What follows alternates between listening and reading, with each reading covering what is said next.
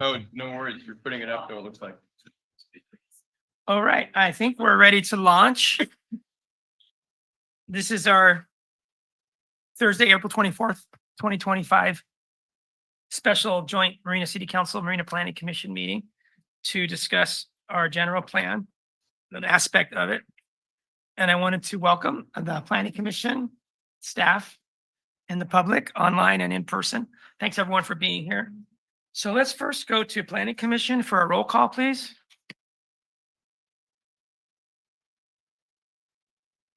Sorry. For Planning Commission.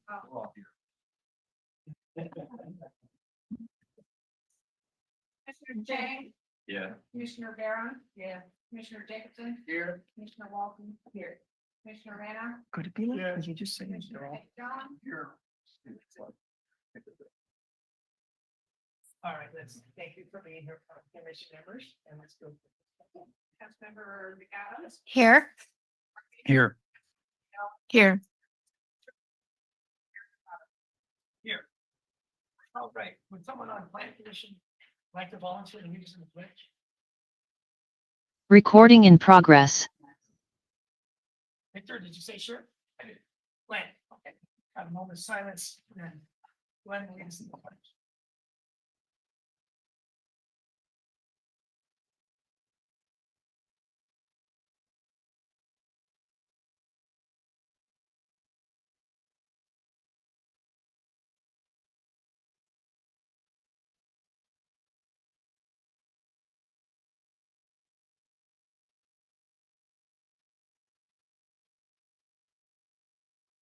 Thank you for being a good sport, Glenn.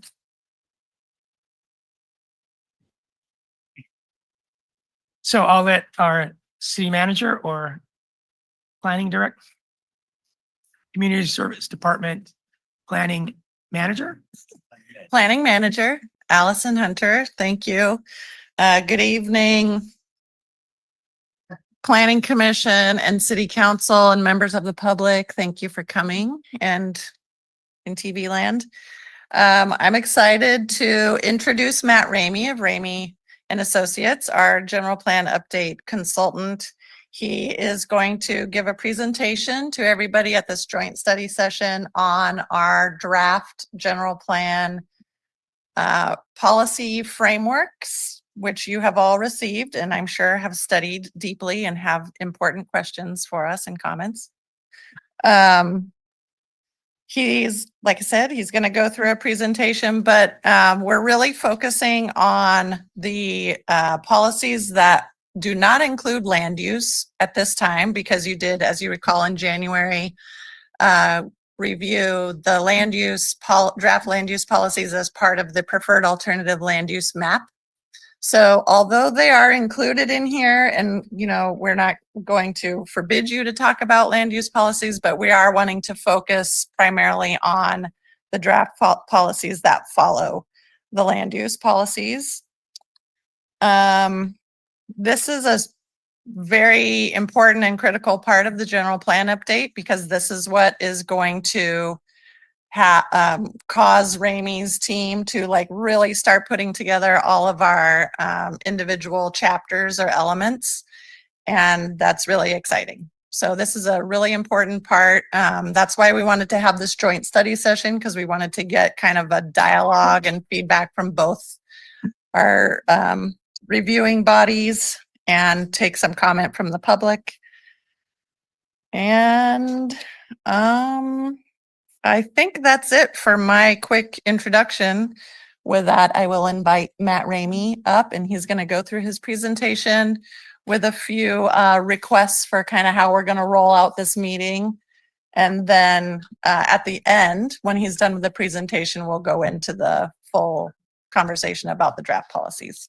Thank you, Allison, and hello, Matt. Thanks for being with us today. Hello, good evening, Mr. Mayor, members of the council, members of the Planning Commission. It's nice to see you all. Oh, good, the PowerPoint is up. Thanks for that introduction. We're excited to be here tonight to continue this conversation about the general plan. Things have been moving forward, which is great, and this is a milestone for us this evening. So let me talk about the what we're going to do this evening and our objectives for the evening. So what we would like tonight is feedback on and input on the high-level policy frameworks. The framework topics are what you see here on the screen. They are transportation, economic development, parks, open space, trails, and public facilities, environmental justice, conservation and habitat, safety, hazards, and climate change, and then public utilities, infrastructure, and water. We also want to spend some time confirming our approach to the areas outside of the city limits, both in the sphere of influence and just outside of the sphere of influence. And then, as Allison mentioned, land use is included in the packet for reference, but we have already received feedback from both the Planning Commission and the City Council on the policy framework. What's also not included in here is the land use map, because we discussed that previously, and so that was not intended to be part of our discussion this evening. One point that I would like to make, which is about the document itself and the purpose of the policy framework, which I will repeat later, and that is that these are not the goals and the policies of the general plan, the proposed goals and policies. These are our proposed directions and the directionality for the goals and the policies within the plan. So what we will do after this is take your feedback that we received this evening and then use that to actually draft the goals, policies, and implementation actions of the plan. And I say that because these are higher level. Again, the general plan is going to be longer and more detailed than what you see here, but we wanted to get input on the overall and higher level direction before we dive into the detail. So you'll have an opportunity later to line edit, wordsmith the specific policies, but that is not needed this evening, because we really just want, did we get it right? Are we missing anything? Is anything misstated, etc. I go back because I think I hit the wrong button. Okay. Oh, there. Great. I think we're missing a slide here, but that's okay. I want to just kind of give an update on the project and engagement that has happened thus far to date, including how we got to the policy frameworks that you see in front of you today. So what you have here on the screen is our 6-step process for updating the general plan. That includes existing conditions, visioning, alternatives, creating the policy frameworks, which we have today, and then from there, really moving on to the draft general plan and EIR. Once those are drafted, there will be the review and adoption process. So we're at the stage now where we are essentially done with the draft policy frameworks, getting feedback on that so we can write the general plan and work on the EIR. Throughout all of this is and will continue to be community engagement. I want to give you an overview of the community engagement that we have done so far on this process, and then specifically about for the policy frameworks. So as you all know, we've been going on this project for over 2 years now, and we have done a significant amount of outreach to the community with postcards, flyers around the community, ads in newspapers, emails to our email database, and more.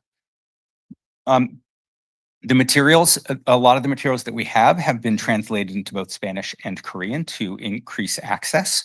And then we've had a lot of engagement activities. Those include stakeholder interviews, 3 focus groups, 9 general plan advisory committee meetings, 6 public workshops, 8 pop-up workshops, 3 online surveys, 5 updates to the city council, 2 updates to the planning commission, an EIR scoping meeting, and then a series of interdepartmental working meetings with staff. Specifically for the policy frameworks, we have done a lot of engagement with the community and with the General Plan Advisory Committee, which is how we got to the document that you are going to be and we're going to be discussing this evening.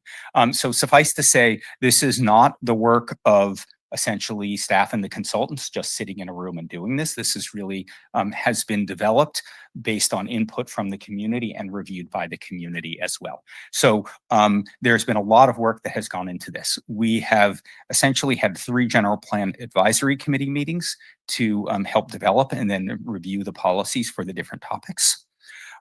We have had 2 community workshops where we have reviewed the different iterations of the policies. One on September 21st, 2024, and then an environmental justice workshop on February 26th. And then we had an online survey where we got feedback from the public on all of the topics. As you all know, we talked about land use and community character in October with the Planning Commission and then in January with the City Council. And we also had a series of staff department working meetings to review and embellish the topics themselves. And with each of the rounds of discussion that we've had with the community, we've incorporated feedback to continue refining what you see before you today. And tonight's process will be yet another version of that. To give a little context, I want to talk about just some background information on general plans and policy frameworks before we jump into the policy frameworks themselves. So first, just as a reminder, because I believe most people know this anyway, which is that the general plan is a state required document. It is required that the general plans be kept up to date by a jurisdiction, although with the exception of the housing element, there is no time frame on which a city or a jurisdiction must update their general plan. There are 8 required elements for the general plan: land use, circulation, housing, noise, conservation, safety, open space, and environmental justice. There's actually a 9th element that's required if you are in the San Joaquin Air Quality District, and that's to deal with air quality. Jurisdictions have the opportunity to create their own and organize this information in whatever way they see fit, and also to add different elements and for new topics for the general plan. So what you see here on the screen is our proposed structure for the updated Marina general plan. The chapters or elements, the content chapters or elements are here and include land use and complete community, which was reviewed previously, transportation, economic development, parks, open space, trails, public facilities, environmental justice, conservation and habitats, safety, hazards, and climate change, and then public utilities, infrastructure, and water. We're going to be going over the majority of those this evening. So what are policy frameworks? As I mentioned previously, these have been based on 2 years of community engagement from the very beginning of the process when we asked community members, what do you like about the community? What do you want to preserve in the future? And what are the issues in the city now and that may be happening in the future that you think need to be addressed? That was really the basis. That first workshop where we asked that was really the basis of these policy frameworks. And every time, every meeting, we have gotten feedback related to all of these topics of the general plan, which has gone into our thinking for these policy frameworks. The policy frameworks are the high level direction on each of the topics. Again, they are not the actual goals and policies. They are high level direction. And what we are hoping for this evening is feedback on these policy frameworks for whether there are any missing topics, whether the direction is correct, and if there are any topics or policies in here, any kind of phrases that should be removed. So again, we're looking for that higher level direction, kind of asking the question, did we get it right? And if we didn't, what should we be doing to get it right? This is an interim step in developing the general plan. And as I mentioned, line edits are not necessarily needed at this time. However, if you have, if there is some phrasing that you think we should change, we will absolutely do that. Okay, now I'd like to walk through each of the elements at each of the policy frameworks at a very high level. I'm going to start with transportation. There are essentially 5 directions with specific topics and more specificity under each of these. So the first is to create a safe transportation system for all users.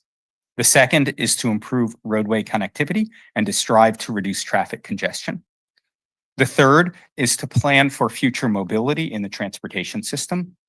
And so that's ways of moving around that we may not have thought about. So if you think maybe the last general plan, we probably didn't have scooters or electric bikes. Now we do. And so we need to make sure that the general plan plans for the ability of those new transportation and mobility options to come forward and integrate with the city. The fourth is to improve transit access and connectivity around the city. And then the fifth is to promote an active transportation system with a focus on pedestrians and cyclists. And so, you know, as you can see, when you're looking through the policy framework, there are many more policy statements in here related to these topics. And so these are really just sort of the 5 key themes. And I'll do these themes and give an overview of the themes for each of the policy frameworks. The next topic is economic development. In this element, the direction is to promote business sustainability and growth through business attraction and business retention, to ensure the long-term fiscal stability of the city, to enhance placemaking and community development, which will improve the physical appearance of the city, which will then attract more economic development, to promote education and workforce development, and to streamline the regulatory system to support business growth. For parks, recreation, open space, trails, and public facilities, so a chapter that's going to cover a lot of different topics. The 5 main themes are to improve existing and to build new parks throughout the city to keep pace with expansion of the population, to expand access to and funding for open spaces, both within the city of Marina as well as outside of Marina, to support an expansive trail network in the city and outside the city, to improve public facilities and services, including building a new community hub, which would have a city hall and other community facilities, and to expand recreational programming for residents of all ages and abilities. The next policy framework is on environmental justice. For those who have been doing this for a while, this is the newest required element of the general plan. And we had a public workshop in late February to discuss environmental justice. The outcomes of that workshop, as well as previous conversations, are generally at the direction is to take steps to reduce the pollution burden and impacts on Marina residents, to support new land uses that improve the quality of life and the overall health of residents in the city, to improve access to healthy foods and discourage unhealthy foods, to support physical activity by improving walking, biking, and park spaces, to support safe and sanitary housing by expanding the number and diversity of housing units, and to promote economic equity through job training and partnerships. The next policy framework is on conservation and habitat, which is of critical importance to the city, given where it sits within the region. The first direction is to balance habitat and species protection in Marina with development opportunities that exist within the city, both to help expand the city and for economic development opportunities. The second is to protect scenic resources. The third is to protect groundwater quality and to minimize contamination. The fourth is to reduce air quality impacts from transportation and industrial uses. And then the fifth is to preserve cultural and tribal resources. The second to last policy framework is on safety, hazards, and climate. There are quite a number of topics under these, so I'll move through them quickly. These include managing wildfire risks and to plan for wildfire events that we hope will never happen, but there is a likelihood that they will. To reduce the potential coastal erosion and flooding and to protect coastal assets. And of course, the LCP, the local coastal program, is happening in parallel to this process. So there will be other policies, goals, policies, and implementation actions in that plan that relate to coastal resources. To consider seismic hazards in development decisions. To invest in emergency preparedness. Improve public safety by investing in police and fire services. Address hazardous materials from current and former users. And then the last 3 are about climate change and adaptation. So that includes promoting climate outreach and education, supporting climate conservation and mitigation by reducing greenhouse gas emissions and improving energy efficiency, and then by advancing climate community resilience. So making the community more resilient to the climate change that we know will be happening in the future. The last policy framework is public utilities, infrastructure, and water. And this includes investing in infrastructure maintenance, promoting waste reduction and recycling, supporting the continued expansion of electric and natural gas transmission, ensuring a safe and sustainable long-term water supply, supporting improvements to telecommunications infrastructure, especially high-quality internet services, and then promoting innovative stormwater practices. So those are the 8 policy frameworks that we're going to be talking about. I'm going to shift gears slightly here to now talk about some sort of outstanding land use related issues that we had brought up at previous meetings that we want to circle back on. And that is, how do we address the areas which are outside of the city limits themselves? The land use work that we did previously in the land use conversations were really focused on the areas within the city limits. And there are two other regulatory geographies that we need to think about with the general plan. The first is the sphere of influence, and that is the area that is outside the city limits and the area that is reasonably considered to be an area that the city may grow into. And this is approved by an organization called LAFCO, which is a county level organization that is designed to ensure that there's orderly growth within the county and to prevent urban sprawl. The second is the planning area. Planning area is the area in which the city, what happens within that area has an influence on the city. And that area is also under the regulation and control of LAFCO. Showed this map previously, but there's essentially 4 areas that are outside of the city limits that we want to discuss. And they are shown here, areas 1 through 4. I want to note that there's the area north of the city, where you see there's Marina Station sort of in the sort of the off-white tan color. And then above that, there's a large green and blue area. That area is actually technically within the sphere of influence boundary of the city. So it is an area that the city could grow into.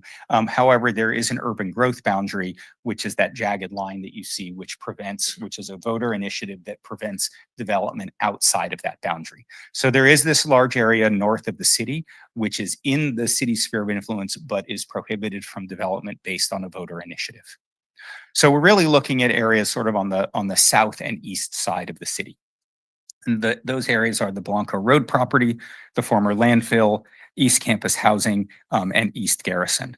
And as part of the packet, there was a memo prepared by one of our subconsultants, Kimberly Horn, about what should happen with each of these areas. And these conclusions are drawn from that memorandum from Kimberly Horn. The first area is the Blanco Road property.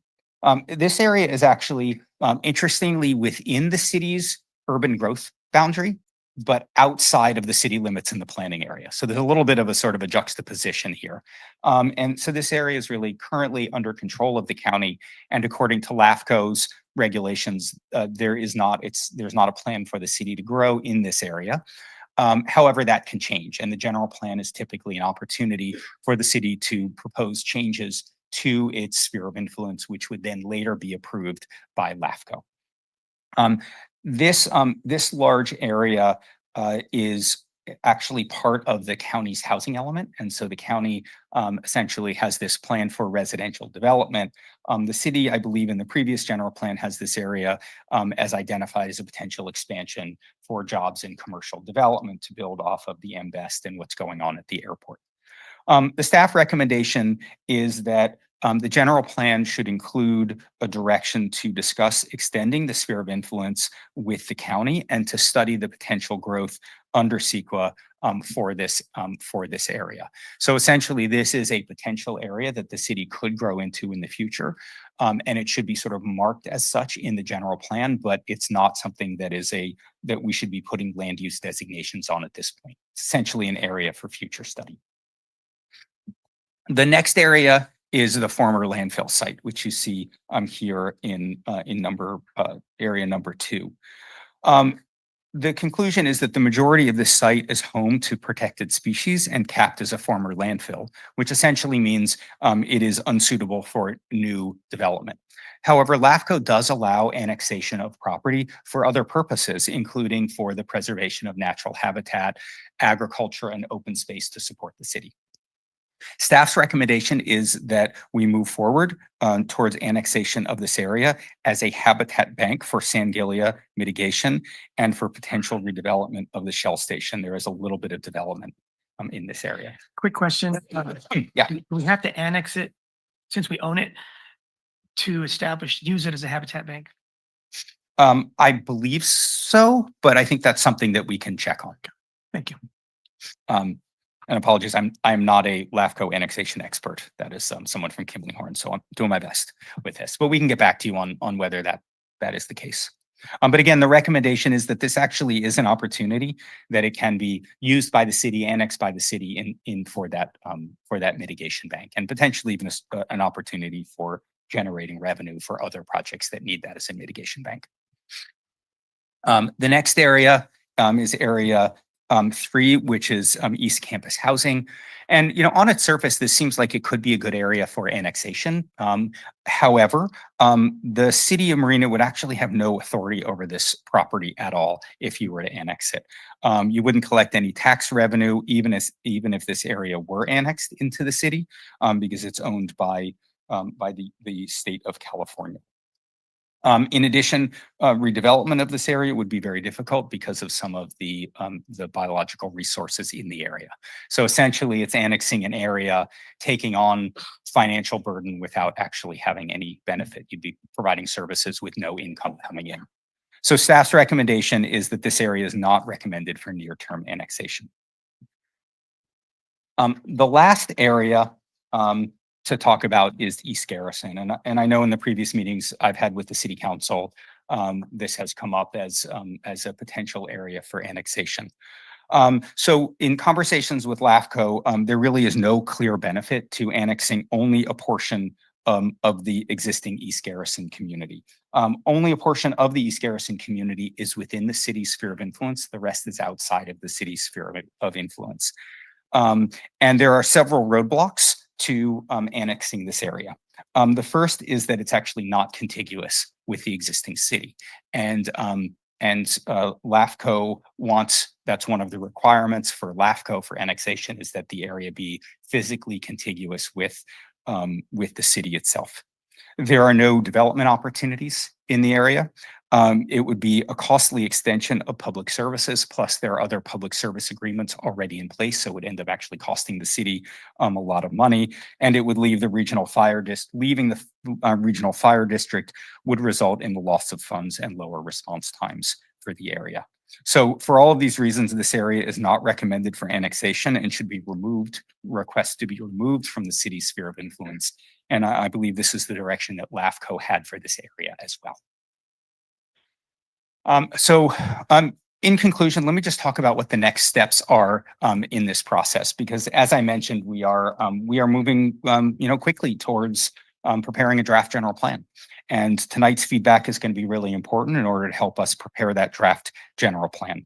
So after we do prepare the draft, it will go out for public review for several months, and then there'll be adoption hearings. We have also begun work on the draft environmental impact report. We have to wait until the policies, the goals, policies, and actions are written before we can really dive into the majority of work on the environmental impact report. But that environmental impact report will evaluate the impacts of potential growth, and it will identify any new mitigation measures to reduce potential environmental impacts. We do the general plan and the EIR together because the EIR will likely identify some mitigation measures which can be included in the general plan as policies or actions to help make the general plan more self-mitigating so that you don't have a separate document with mitigation actions. So we're gonna now, and let's move into our discussion. What we'd like to propose, again, it's up to the mayor how you would like to do this, but we're proposing that we start first with questions that you may have on the policy frameworks, on the sphere of influence area, and then we move into the public comment period. And after that, we go into the discussion of the policy frameworks. We'd recommend that we do one topic at a time, receive comments on that topic, and then move on to the next. And the questions, again, the information, the feedback we're looking for is, are there any topics missing?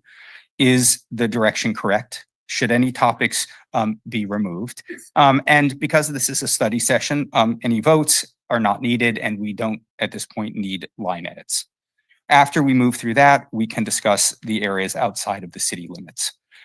Given the time, we'd like to propose an average of 20 minutes per topic. We know that some may take longer, Some may be shorter, but that's our proposed approach for moving through a very large volume of material. So with that, thank you. And we're happy to take any questions and move on into the discussion. Thank you, Matt. So council and planning commission, our normal process is at this point, we would go to public comment before we all ask questions. Council, how do you think we should proceed here? As normal? Okay. Planning commission, how do you think we should proceed? Public first or us first? Okay. All right. So we'll hold all of our questions and go to public comment. And we always start with the folks that are present, and then we go to those folks that are remote, checking in remotely. So come on up to the front. You each have up to three minutes.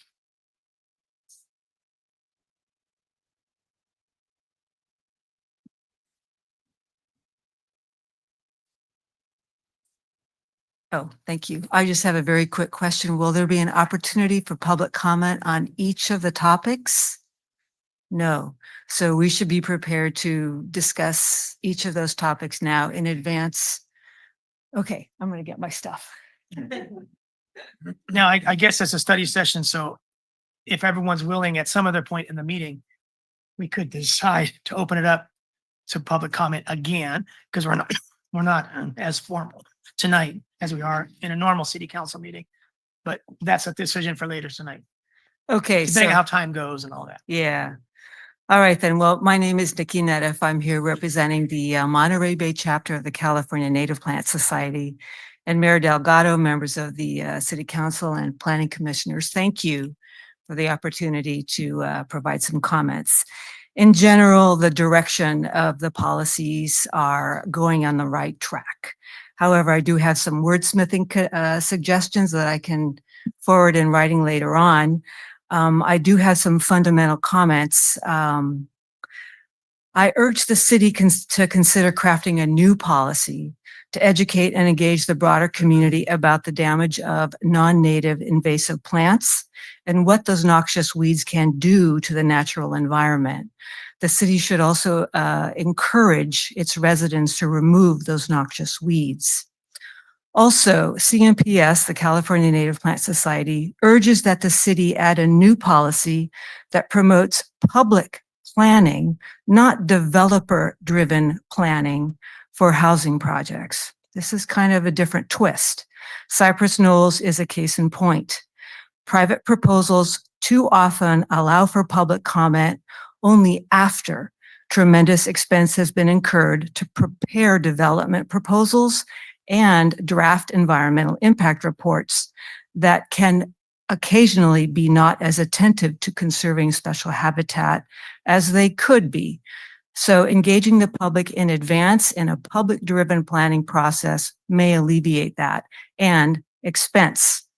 In addition, in order to recognize and conserve unique maritime chaparral to the maximum extent possible and all of the attendant rare plants and animals, CNPS encourages the city to revisit and modify your tentative zoning map now before moving forward with the general plan update EIR.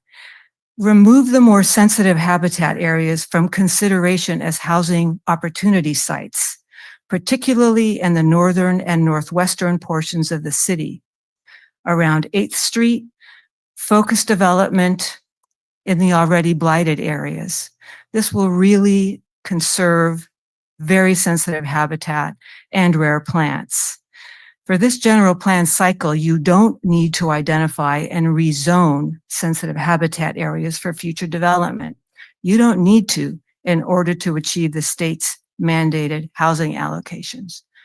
Thanks. Thank you very much, Nikki.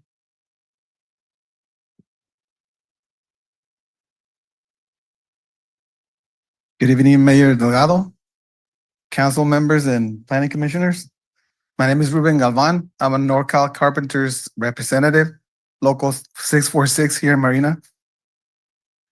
I'm here to highlight the importance of labor standards and why I believe they must be a core part of Marina's general plan. This plan will guide how our city grows, and it should reflect values that prioritize working people and local communities.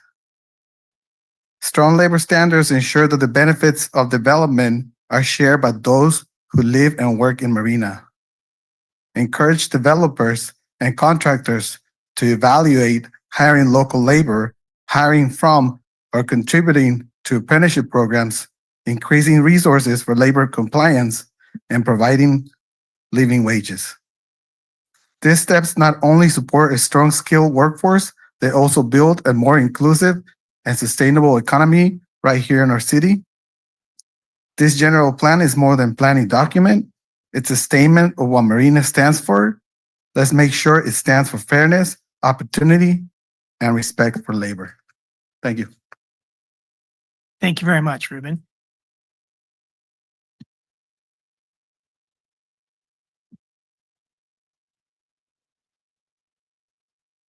Evening, Mayor Delgado, City Council, Planning Commission. My name is Terry Talon, and we own the Walmart, the vacant land next to the Walmart, and have been a stakeholder in this community now for about 20 years. We brought the Walmart to town and opened them up in the fall of 2006. And shortly thereafter, we bought the adjacent property with the plan to bring a modern grocery store to the city. We went into recession at that time. This was now 2008. And so those plans fell apart and the grocer elected not to come to Marina. The city had encouraged me to come tonight to listen and to speak, and it's a pleasure to be here again. What we realize that the general plan amendment that Matt's doing is not necessarily affecting our property, is not affecting our property per se. But Matt does have a solution in the three choices that were given. When the one we like is the mixed use plan to bring a blend of housing and commercial to the site.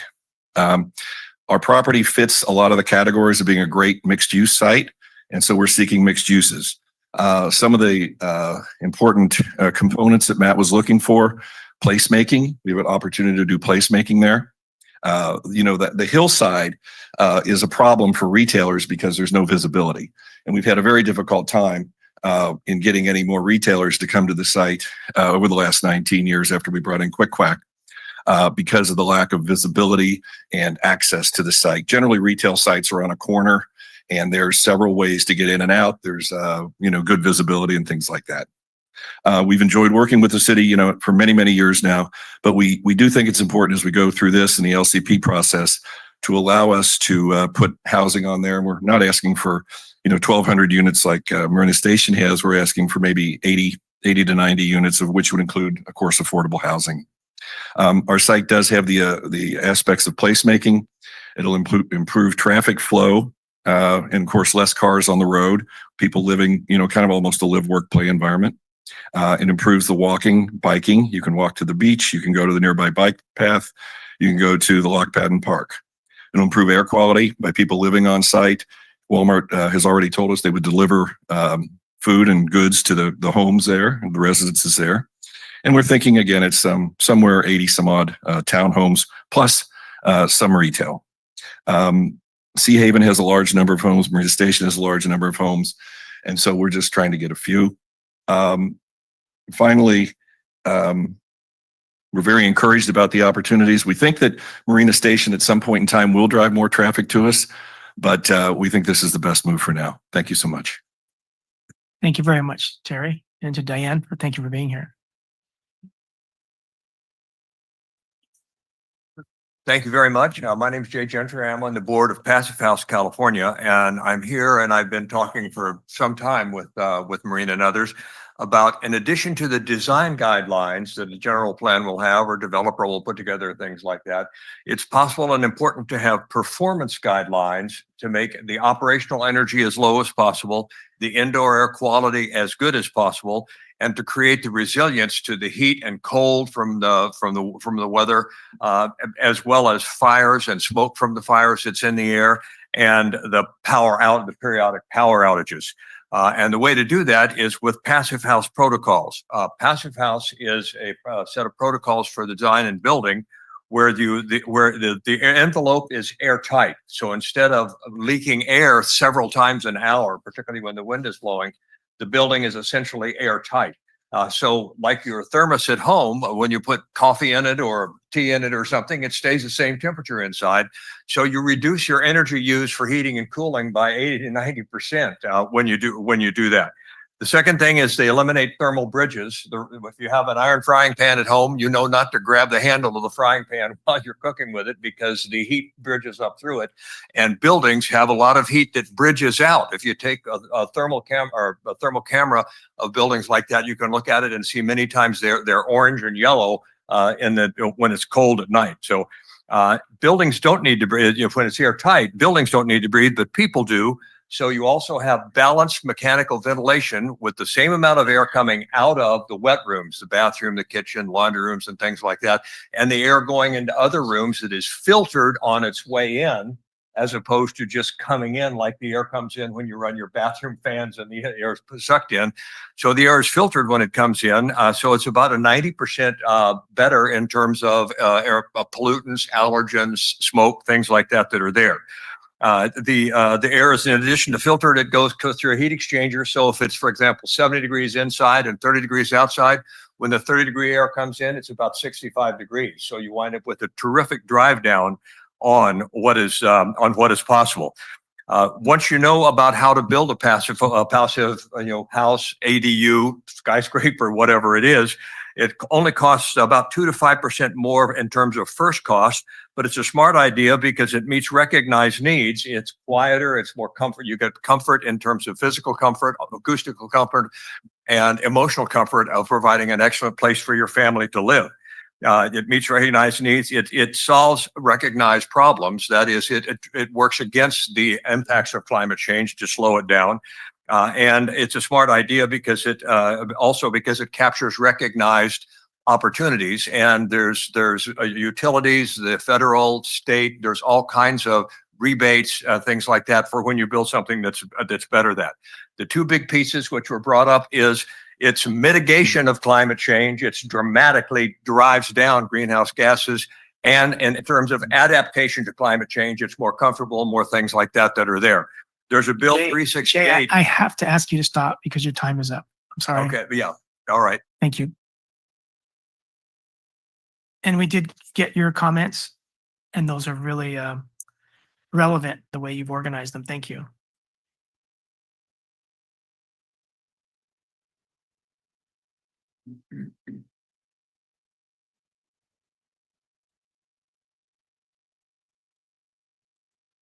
Anyone else in the room would like to speak? Okay, let's go online then.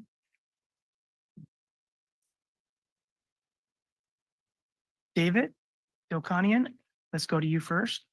Welcome. Yes, it's Daniel Dokanian. Can you hear me? Sorry, Daniel. Yes, we can hear you, Daniel. Sorry about that. No problem. Good to see you all again. My name is Daniel Dokanian of the Mulholland Drive Company. I'm a real estate developer and investor, and I'm partners with Terry Talon, who just gave a presentation regarding the Marina landing site on Beach Boulevard.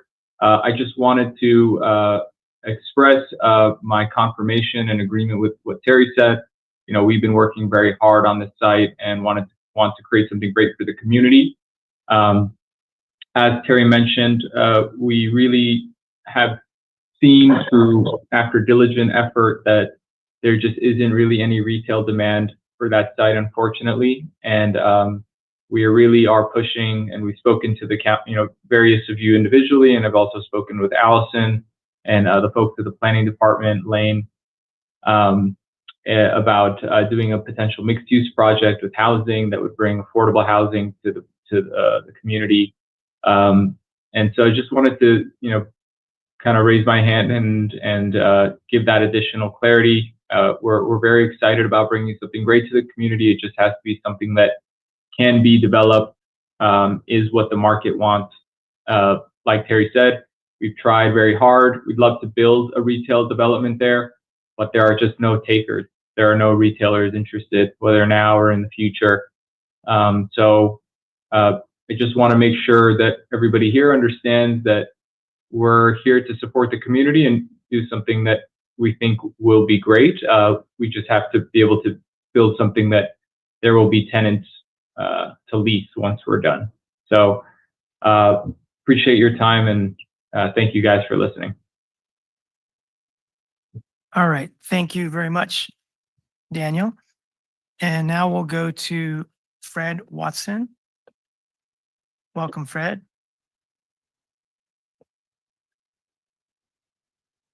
Thank you. Can you hear me? Yes, we can hear you.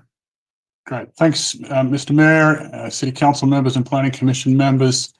Firstly, I want to echo what Nikki Nedev from the Native Plant Society said, all the same points. We'll support those points. I emailed Council and Planning Commission some comments that are essentially rewordings or additions to the land use and habitat species elements. So hopefully you got those. I want to touch on kind of one or two of those in particular. The first is in habitat and species, somewhere between C4 and C5. I think it's important to specifically name the sensitive habitat types.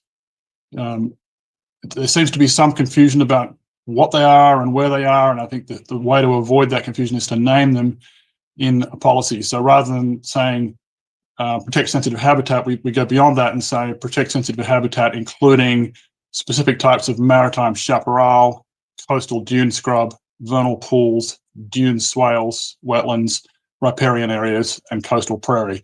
And then going forward, everyone knows, what we mean when we say sensitive habitats.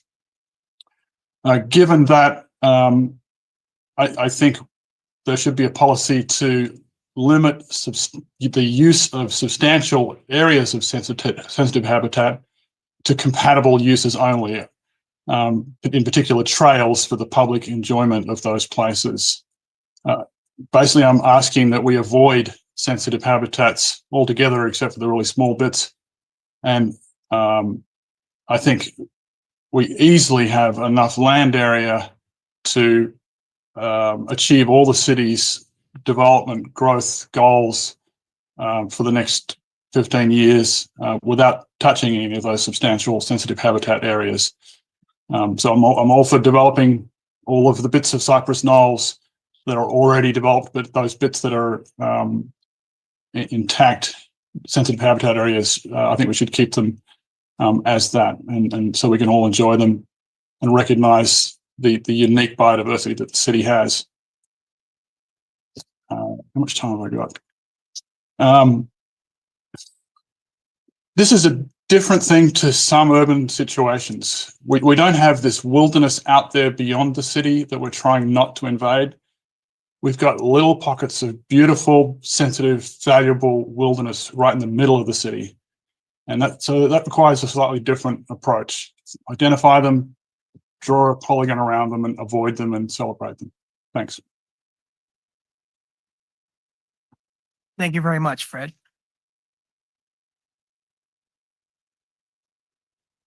Anyone else on Zoom that would like to speak, please raise your hand. We'll give you a moment. And I want to thank Jay and Fred and Brian Shields for submitting specific comments that support some of the speakers today. But I think all of the speakers collectively gave us a really high caliber public comment session. We really appreciate those kinds of comments. Clearly, you're doing your homework, and I hope we are too. Okay, so we'll close public comment and come back to council. There were no questions, and so I think that we can go right into our questions or comments. Council, would anyone like to start?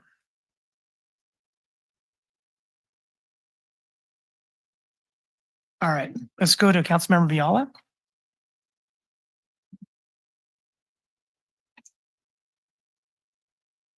Let's see, we're gonna go into more details about things later under each of the sections, but, Oh, yeah, we're gonna have. Yeah, that's what. 20 minutes on each subject.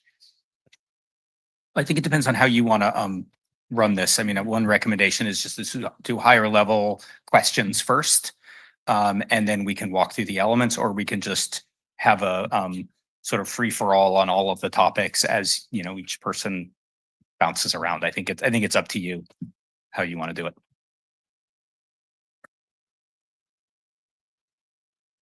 What question would you like? We could do questions, like just do it by topic, ask questions, do questions and comments by topic too. I had some really overall stuff, didn't relate specifically. Okay, I was thinking that maybe the planning commission should go first, though. So. Planning Commission, let's start with you. May- Wait, I'm sorry. One more. And just make just a quick point. I'd really encourage all of us, as we speak, to think about making comments where there's real value in all of us hearing it in this forum versus questions that could be answered via email. Because I have a ton of questions that after hearing Matt speak, but you know, I'm going to put them together and either have a one-on-one or email them to him. But I also think there's questions where the whole group hearing them will foster kind of some more thought. So I just encourage everybody to think about that, because we could easily be here till 11 o'clock or midnight if we're not careful. Okay. And I think that Jenny was right. Councilmember McAdams is right that this first round of questions, let's try to be higher level in general. And then next time we talk tonight, it can be very specific. Like I want LU5 to be something different than it is, or I want to add an LUX. But you've heard from us. So let's hear from the Planning Commission how you want to frame the questioning we're about to enter.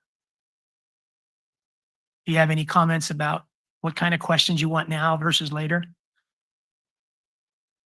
Or comments, questions? Trying to think about combining those two things, framing the questions and then comments overall. Yeah, so this could be a time for questions and comments that are at a higher level. I think, I'll start this out and we'll just see if this works the right way. From a higher level, and I'm only going to I'll touch on a couple right now. I think one of those that from the Planning Commission side that we are constantly addressing is not necessarily the land use itself, but the issue of housing element and long-term growth. And I think one of the challenges that I've seen as I've gone through this process is that we have a 20-year plan here that actually is going to cross over multiple different housing elements. And as we start looking at that housing element growth, where does California's growth prediction go, and how do we tie back to that? Because we are going to have to address that over time, that we're looking at stabilizing, but what does stabilized growth actually look like for us down the road? And we know where the sixth element is because we've projected that, but really where does the seventh element and the eighth element going to go? And that's going to be something that's a little bit harder to adjust, because if they keep coming back with these numbers, then where are we going to infill? Where are we going to create that development in the city and meet those needs? And right now we have that capability and we've done a really good job on the peninsula handling it. I'm not sure that 10 years from now, we're still going to have that same ability. So I think that's kind of a high level, and I'll leave it at that as my input right now, and I'll let somebody else. And Is that kind of the perfect. the No, that's direction you're looking? perfect example. So let's go to staff and ask how this general plan should anticipate that seventh and eighth housing elements. My understanding is that when it's time for the seventh cycle to come, it will be handled as the sixth has been, and it'll be the job of the housing element to find housing inventory sites, just as we've always done. So when the director Guido was preparing the sixth cycle housing element, he had to take what we already had in the 2000 general plan and the downtown vitalization plan and find all the spaces in there to fit. That's exactly how the seventh and eighth would roll out as well. So that's why, as Matt mentioned, the housing element is the only element in the general plan that does have this recurring renewal requirement is because it is an ongoing, you know, multiple cycle effort, but it will just have to fit in with where we're creating the land uses that we are right now, which is why we are trying to be flexible with the land uses that we've presented and your both the planning commission and the city council reviewed and endorsed as providing potentially enough housing, but also mixing that with revenue creating land uses as well, so that there has to be a balance. So is one alternative to anticipate the next two elements, the seventh and eighth, by assuming it might be similar to the sixth and trying to give some specific language in the GP and the general plan that, like you said, we relied on the 2000 plan. Well, if the 2025 plan gives us even better guidance than the 2000 plan did, it would make the future Guido's job easier. So is that an alternative? We could be more specific in relating to the seventh and eighth. Yeah, I would say Matt's gonna talk, of course, because that's why he's coming up here right now. And, Because you called me. look, Guido's probably gonna talk as well.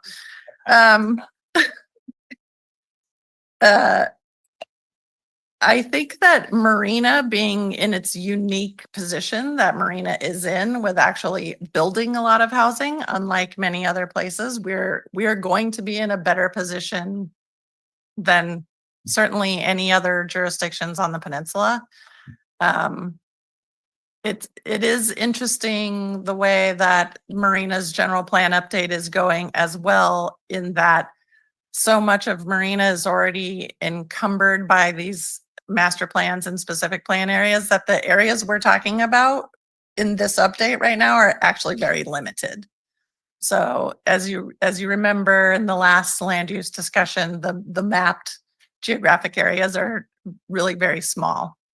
So I don't know if Guido or Matt want to add anything to that, but I think it's actually Marina's in a really good position moving forward. I mean, I don't want to say regardless of what we do with this general plan, but because the areas of change are so small and because we are building so many housing units and we still have Marina Station coming on board, you know, we're in a very good position for future housing elements. All right. Guido, can you tell us if you're at all concerned that the seventh and eighth, we won't have much left? Because we just heard that we don't have that much now to play with. No, I think Allison did a great job of explaining just that, you know, the housing element is a creature unto itself, trying to predict that, trying to get ahead of that. Matt's actually working with Rincon Consulting to come up with a reasonable amount of growth projections, which will take into account 6 cycle housing element along with kind of the other development we're doing. And I would just say it would be incredibly challenging to try to predict that future. There have been 61 housing bills that have been adopted by the state in the last 4 or 5 years. There's one bill taking effect July 1st that allows up to 10 units on a less than 1 acre parcel that do us into effect. ADUs, you know, have blown up in the last 3 or 4 years because of changes to state law. So I would just say, like Allison said, that just keeping with a reasonable amount of growth with our existing growth online is probably the right course of action. And as she alluded to, the Marina Station Development Agreement goes out to 2036, which is 5 years into 7th cycle. So all of that housing built from 2031 to 2036 would count for 7th cycle anyways. So. All right. Thank you. Matt, did you have anything to add? Okay. I still think it's really important, but this is the planning commission's time and we'll hear from us later. Thank you, Glenn. Okay. The planning and the policy document, it's very beautifully written, and the steps that we see are very important. But this document shows the way we want to achieve something. I think before we do that, we have to kind of come to conclusion as to what we want to achieve. So from that perspective, I think the policy document need to have certain goals, short-term goals, medium-term goals, and the long-term goals in each aspect, say business, housing, environment, all these things. We need to define certain goals which we need to include in this policy document. And also in the document, there is a verbiage used, encourage, attract, things like that. But I think from city perspective, we need to be more specific. We need to use incentivize. We need to identify those incentives the city can give to attract people to come to our city to do certain things that we are trying to achieve through these policy and these plans. And the next point is that the document talks about city brand, city identity. I think we need to define what that brand is and what identity, how we want to be known, how we want to be looked at from outside, and that need to be included in the policy document. And the last point I have is that we have discussed various elements of plan. One important aspect I'd like to highlight, which I don't see the mention of in the document, that the artificial intelligence and the technological changes which are happening, they are going to have marked impact on employment in times to come. We talk about electric vehicles. We are going to have that many less gas stations, loss of employment, agriculture, retail, everywhere it is going to be impacted. So we must include that aspect into the planning and also in the policy document. Thank you very much. That's what I have for now. Thank you. Okay. Staff, do you think that there's room to be more aggressive where it says things like encourage and attract, to be more specific about how we're going to incentivize? Just let me jump in. So those comments were great. Thank you very much for those. They're really helpful. Yeah, I mean, we're going to have goals in the plan. We're going to have more detailed policies than what you see here. Again, these are higher level. I think it's a great comment about AI. And trying to have something in AI. You know, I'll tell you, I'm still working on plans we started 5 years ago, and kind of AI wasn't even in the picture at that point. So, you know, this is evolving really quickly. But I think it's a great point to have that in. I think there's a level of detail where the general plan stops and ordinance and implementation like zoning starts. And the specific types of incentives that you would give or could give to a developer is actually one of those places where that's where the implementation would happen, because I don't think you want that codified in the general plan. So I think the flexibility just in that example of providing incentives of certain types is a very good general plan policy. The specifics of what those would be are better left to the ordinances themselves.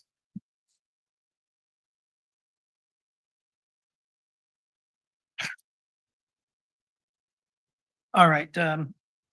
The city brand identification,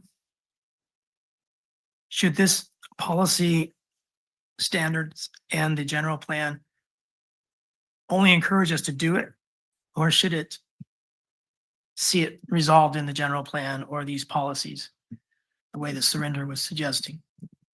The city is already working on sort of gateway and identification and branding project. So these policies and goals in the general plan will be aspirational in a sense, where we are saying, yes, it should be a goal and a policy of the city to pursue branding and identification. And that kind of goes along with our downtown planning and the Del Monte corridor stuff. So I think it's captured pretty well in there. Okay. Surrender's first point was that we should have short, medium, and long-term goals for important elements such as business, housing, environment, like metrics, goals that have metrics, like, I guess, kind of like SMART goals, but not, maybe not as specific as SMART goals have to be. What do you think about having better defined goals for certain elements such as business, housing, environment, short, medium, long term? I think we can have the goals. I don't know if it'd necessarily be short, long, medium term. But I think having defined metrics for some of the topics, I think could be valuable. We haven't gotten to that level at this point. But why not have short, medium, long, so that 7 years in, 12 years in, we could kind of check and see how we're doing compared to what we wanted. I mean, again, I think it's possible to do. I haven't done that. It doesn't mean it can't be done. I think it would take quite a bit of time to figure out and hone in on exactly what those metrics are for the different periods of time. And I think we'd want to be clear on what topics we're doing that for, because we wouldn't want to do it for every topic the general plan covers.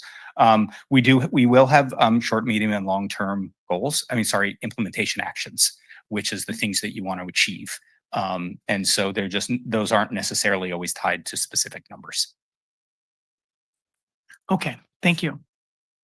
Great comments. I would also point out, every year, we're supposed to send an annual progress report to OPR for our general plan, which we have been doing the last 3 years that I've been here. So that does lay out, and most general plans do have action steps within that we do send to OPR. So if we had goals that could be crosswalked to the actions, that would be nice. AI, how much more should be in this process about AI than already is? And is AI even mentioned yet? Yeah, like Matt just mentioned, we'd have to go back and consider what would be sort of appropriate for AI discussion. Okay. Great comment. Okay, who's next? Paul? Thank you. I just want to support my fellow commissioner talking about the brand identity of Marina City. I think that's very important when it comes to the planning of the whole city. First of all, what we want Marina City to be like. The brand identity. I came up with a few here. I was thinking it could be a California green coastal capital, or you could call it the gateway to the coastal innovations and the art of living by the sea, or where culture meet the coast. I mean, if we're able to come up with the identity, then when we come to other individual topic, for example, the economic development, the idea I had is to have blue tech and clean innovations. I mean, we have CSU MB here, and MBARI, and NOAA here. We could I'm work with sorry, that. Paul, what did you say after CSUMB? MBARI. Oh, okay. Then the other one is NOAA, National Oceanic and I think is Atmospheric Administrations. Yeah. So we can work with them on R&D. We are very fortunate to have Joby Aviation here. I think that's a big business here in Marina. So what's next? I thought this innovation tech, blue tech is something that Marina could have. And comparing the neighboring city, I think we can take a lead on this. And if we can have a vision, so we know when it comes to economic development, what kind of business are we drawing in? And also to provide job opportunity for the locals. And and also working with the colleges here. I mean, we have good colleges here with us in Marina City. I think we can work with them. And the other thing is, we look at the neighboring city, for example, I mentioned in one of our meeting before, is the performing art theater. We could have a state-of-the-art performing art theater here to draw people here and promote the culture. And that is something also, having tourists to come over here. We have how many hotels in Marina City, and it's not fully occupied. And we could help the hotel and to generate businesses here too. And then people, because they don't have to go to Monterey, they don't have to go to Carmel. they could come here. And so the other thing I want to bring up is we talk about housing, and of course we talk about the one of the public comments is, instead of housing development we're talking about, how about the public development? You know, the road and infrastructure, and the city hall, the fire station, and police department to provide this kind of support to the community, because the population here is growing, and we have to have that to support them. And also we need to see what they need, because we don't want to have people coming here and as a sleeping community and working in Bay Area. We should create a kind of job opportunity for them here. So again, you come back to the what do we want Marina City to be like? You know, different from other city. We don't want to be Kamal, we don't want to be Monterey, we want to have our own identity. Thank you. Well said, Paul.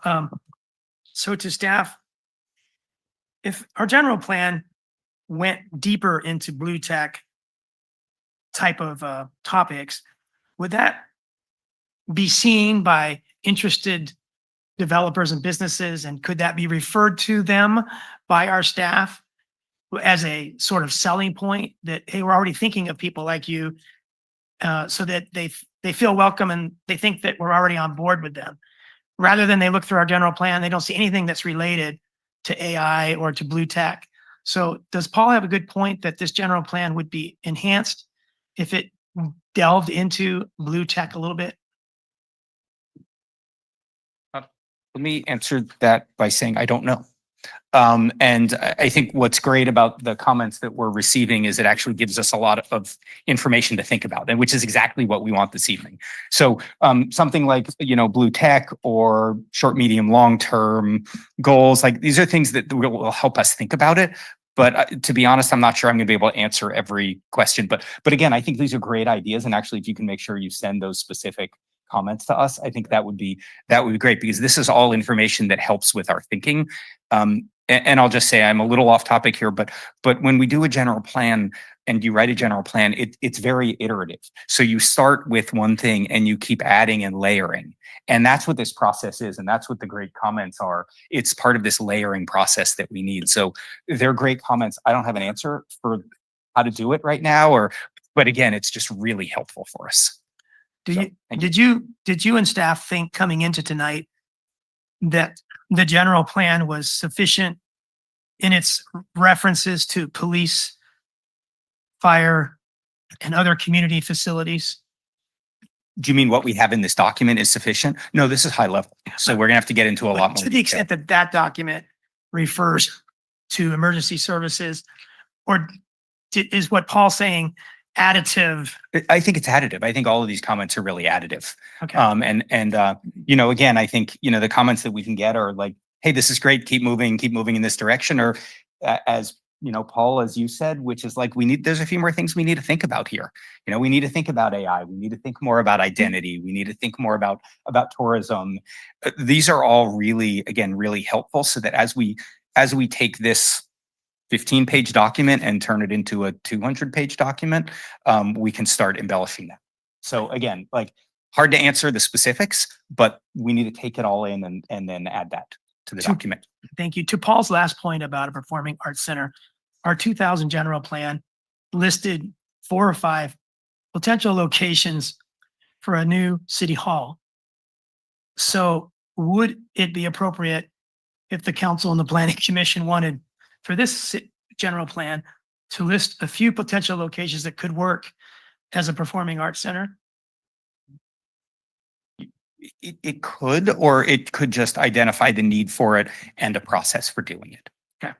Because you wouldn't want to have, let me just give that example. You wouldn't want to identify 2 or 3 locations that you think about now when you haven't done the study and you come up with a 4th or a 5th, and then imagine you have to go amend the general plan because you hadn't thought about it now, which is, I think, not what we want to do. So the fact that you want a performing arts center, you want to identify the process, that's what I think the general plan should have. The specifics of where, unless you know, should be pushed to that sort of further study. So do you think it was a mistake that the 2000 plan listed some specific You know, locations for a city hall. A mistake? I don't know if it's a mistake. I just don't know if I would do that again. I mean, you don't have a new city hall, so it didn't achieve what it was trying to achieve.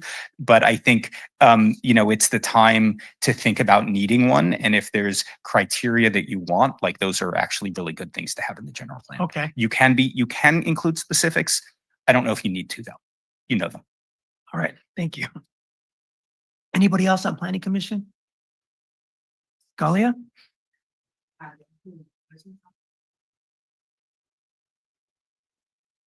Thank you. Thank you, Mayor. I don't like to be a downer here, but since I joined the GPAC, for the last 2 years, I've been speaking to Matt about we need a cemetery. So I'm not sure it is a high-level policy issue, but if we speak about police and fire station and hospitals and so forth, we are bringing a lot of people to Marina to live here, but we don't have a place to die here. And I know it's not fun to talk about, but we have the land to put a cemetery in one of our open spaces.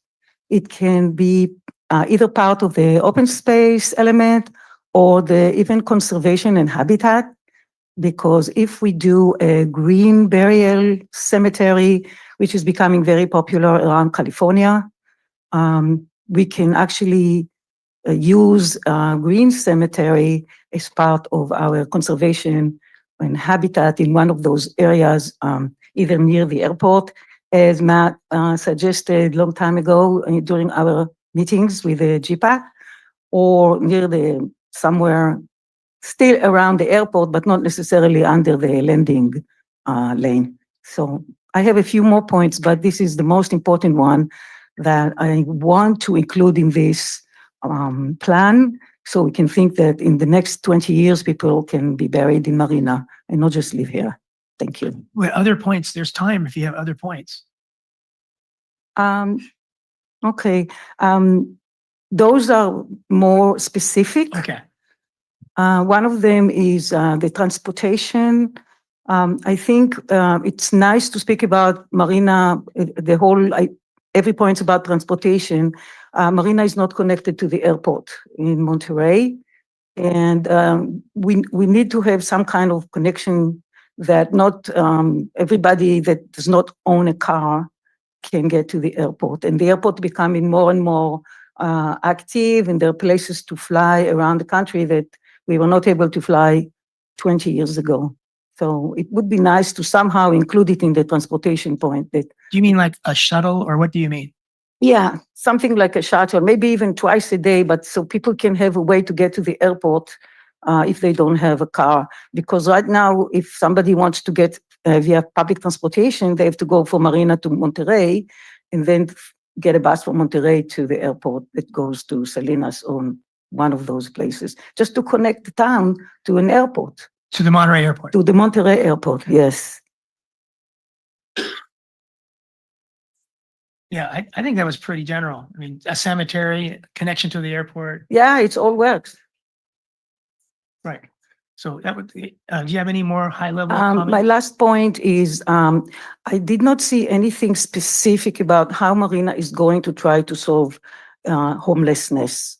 We do have affordable housing, and a lot of points about affordable housing, but we do have homelessness problem in town, where people camp in parks and camp by roads and by the railroad tracks and so forth. And I think we need some language that will actually specifically target the problem of homelessness and how we're going to solve it, because affordable housing does not solve homelessness. All right. Thank you. Thank you. Those are fantastic. Allison, the homeless action plan that we've had on our priority list, but it's usually not near the top. Could that be mentioned in a general plan that we want to do a homeless action plan? Those are all part of the housing element, which is its own standalone bit of the general plan. So all of the housing, homeless policies and actions are incorporated into the housing element. So if the housing element doesn't already speak to the need for a homeless action plan, it's a done document, right? So we're not going to change it. It can't be modified. It's approved and it's behind us now. Guido's going to talk about the housing element. My baby. Yeah. No, it's fine. Homeless action plan. We did reference that in the housing element. For seventh cycle, there was a new state law that got adopted saying cities have to account for extremely low and very low income folks, which generally are folks who are bordering on entering homelessness. That's a state law that got adopted a year or two ago. And so homelessness will become a more focused issue for seventh cycle. If the council wants to accelerate that, that's at the behest of the council, but that will be addressed in this sixth cycle as well as more focus in the seventh cycle. Okay. And so the real issue for cities are going to be after 2031, when the extremely low folks have to be accounted for, is it's going to become an unfunded mandate because the state's going to be asking the cities to track that, monitor it, and make sure you're making progress. But we don't actually get those homeless funds. Those are from the county and the state. So that's kind of the conundrum for seventh cycle. Okay. But definitely it is referenced in the sixth cycle. All right. So it kind of ties to what Glenn was saying about the housing element. If we can anticipate during this general plan life that laws are going to be more strict on requiring homeless action, is it a bad idea in this general plan to have a paragraph that talks about homeless solutions, action plan, the fact that state law might be requiring the city to do more for the extremely low than they have in the past? Does it hurt the general plan or does it make it a better document? Not. I mean, if you amend the housing element No, I'm to not, include that, then No, that's I fine. don't- But then putting in other parts, no, I'm just talking about what we're talking about today. yeah, I don't personally see the benefit because you can make it more focused in the housing element. So We did just have an idea of adding something to the environmental justice element Okay. that just mentions, I mean, the policies and the implementation measures and everything are going to be in the housing element because that's the regulating document, but we can definitely in the environmental justice element just And wouldn't that crosswalk the put some two? policies in there. If you said in the general plan, the housing element is the real place for specifics, but here Yeah. we want to recognize this Yeah. topic. It's a general statement of Yes. importance. Thank you. I just thought I was going to bring that up. Yeah. Thank you. Perfect. So same kind of questions about Green Burial Cemetery and better improved connections to Monterey Airport. Like we talked about police fire facilities. Can there be some mention of if council and planning commission wants to think about locations for green burial? Yeah, cemetery? and we definitely have heard Commissioner Barron, although I do see that it did not make it into this document. However, green burial was in our land use preferred alternative mapping. So thank you again.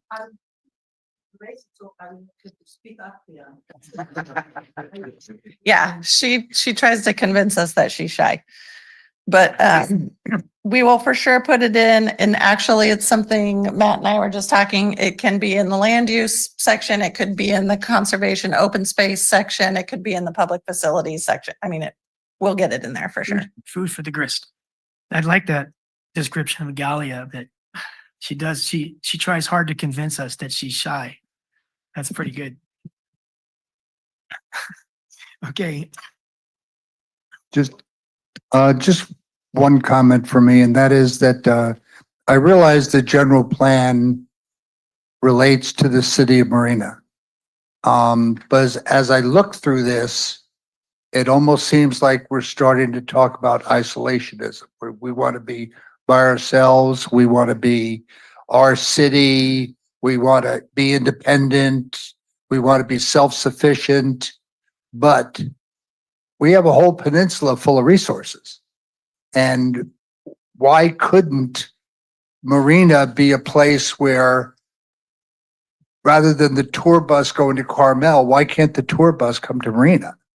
Why can't we highlight those cultural resources, the beach resources, the Buddhist temple, all the things that are here that we could get those tour buses to come here? And if not that, maybe we can get somebody to come in here and develop those resources within the city and take people that are staying here and take them elsewhere. So I just like to see something somewhere that indicates that, we're not trying to isolate ourselves. We're trying to be part of the larger community, but we do want our own identity. Yeah, great comment that others haven't mentioned yet tonight. So staff, is the economic piece of this the best place to Yeah. consider?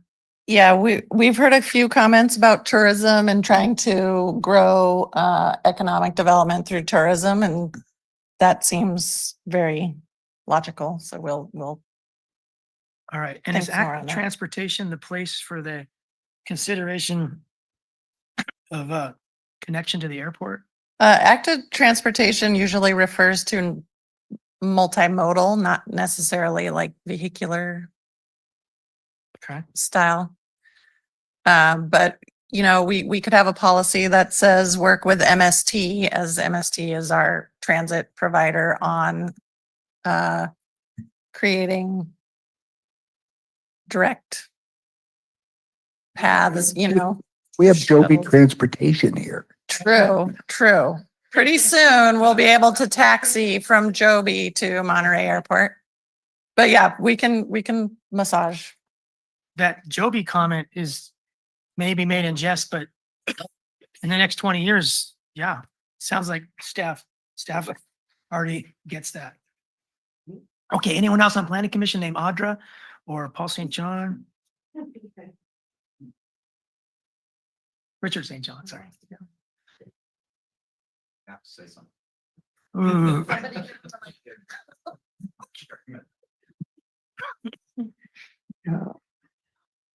Yeah, I think it's on. One of my keep me awake at night problems has always been water supply. And I know Marina doesn't have a serious water supply issue like several of the Monterey Peninsula areas do. We don't, but we will in the future. 20 years from now or 30 years from now, we could be very tight on potable water. Okay, so we do have this, I don't know exactly what it's called, but it's used for irrigation water that I guess we buy it from Monterey Water District, Coastal Water District. Anyway, I've noticed that in the Sea Haven subdivision, there is a rather large irrigation water pipe that comes in directly off of California Avenue, maybe 10 or 12 inches in diameter. So it's a significant source of water, but it isn't distributed to homes. It's only distributed to the utilities of the subdivision for parks and irrigation of along roadways, roadway plants and what have you. But it could be then every homeowner uses a certain amount of potable water for irrigation, even though there is a large supply of irrigation water that comes in and it just sits there until the sprinkler system or the underground irrigation comes on for a little bit. So anyway, my thought is that we could, under water supply, require that all new developments provide a separate irrigation water supply to all the lots so that we don't waste potable water on plants that need that level of purity. Okay. I know that's getting into very specific, but No, that's great. Allison, is the future of purple pipe water going to be drinkable? So we wouldn't need a separate system? Correct. My understanding is purple pipe is going to be going away because we will be having recycled water as our potable water. The whole topic of water supply and water safety is very important, and this is a major component of the EIR that we're just getting kicked off. So we will be preparing a water supply assessment, and that's going to dig very deeply into water as part of the EIR. So if there were any future additional requirements, developing homes at Cypress Knolls, for example, is there any reason why we would want to require that all homes that are built new be provided with something? Or is there not any piping that they need, given that we're moving the direction you said? I'm not an expert on this topic, but my understanding is that by the time Cypress Knolls, for example, is developed, there will be no more non-potable water. It will be coming from either recycled water or other new sources. So to specifically require all new homes to have some kind of recycled water supply, it won't, that's not appropriate any That's longer. my understanding in the Marina Coast Water District boundary. One interesting thing that you brought up, Richard, is that MCWD has that big pipe on California, which comes from Monterey One Water and delivers recycled water south, but that they don't need the tank there anymore that MCWD has. So they're thinking of having an injection well where we buy for $2,000 per acre foot water that's been treated, recycled water, and we put it in the ground so we can pull it up later. So what you are observing is part of the plan that's being discussed now to give us a new source of water, but it is 5 times more expensive than what we're using now, groundwater. All right. Did you have more, Richard? just specific. Yeah, we'll get to that. Great. Okay, Audra, we saved the best for last. Is it on? No. All right. So a lot of my questions and comments are for when we drill down and very specific, but one general question that I'm wondering is if there is room in the city for a solar panel farm somewhere. I don't know if you need me to go on and on about why it would be great to have one of those, but We do not. excellent.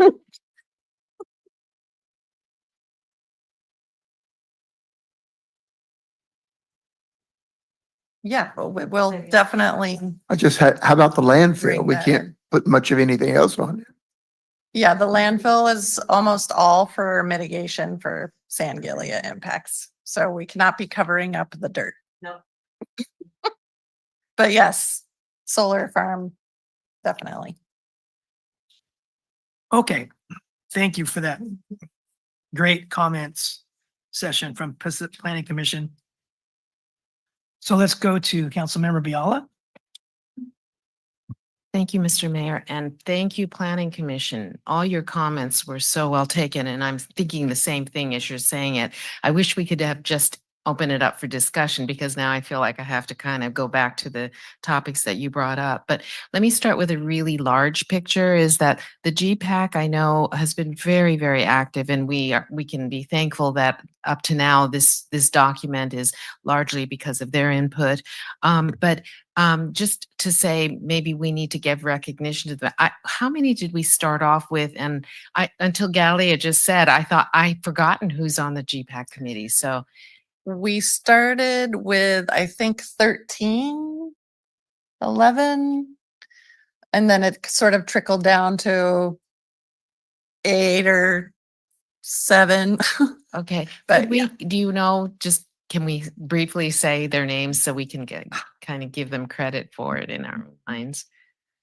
Okay, maybe the next time I we do would the have to, GPAC, like, okay, you know, that'd be great. If I'm we of a just- certain age where that stuff's not really like, But if we, yeah, I know.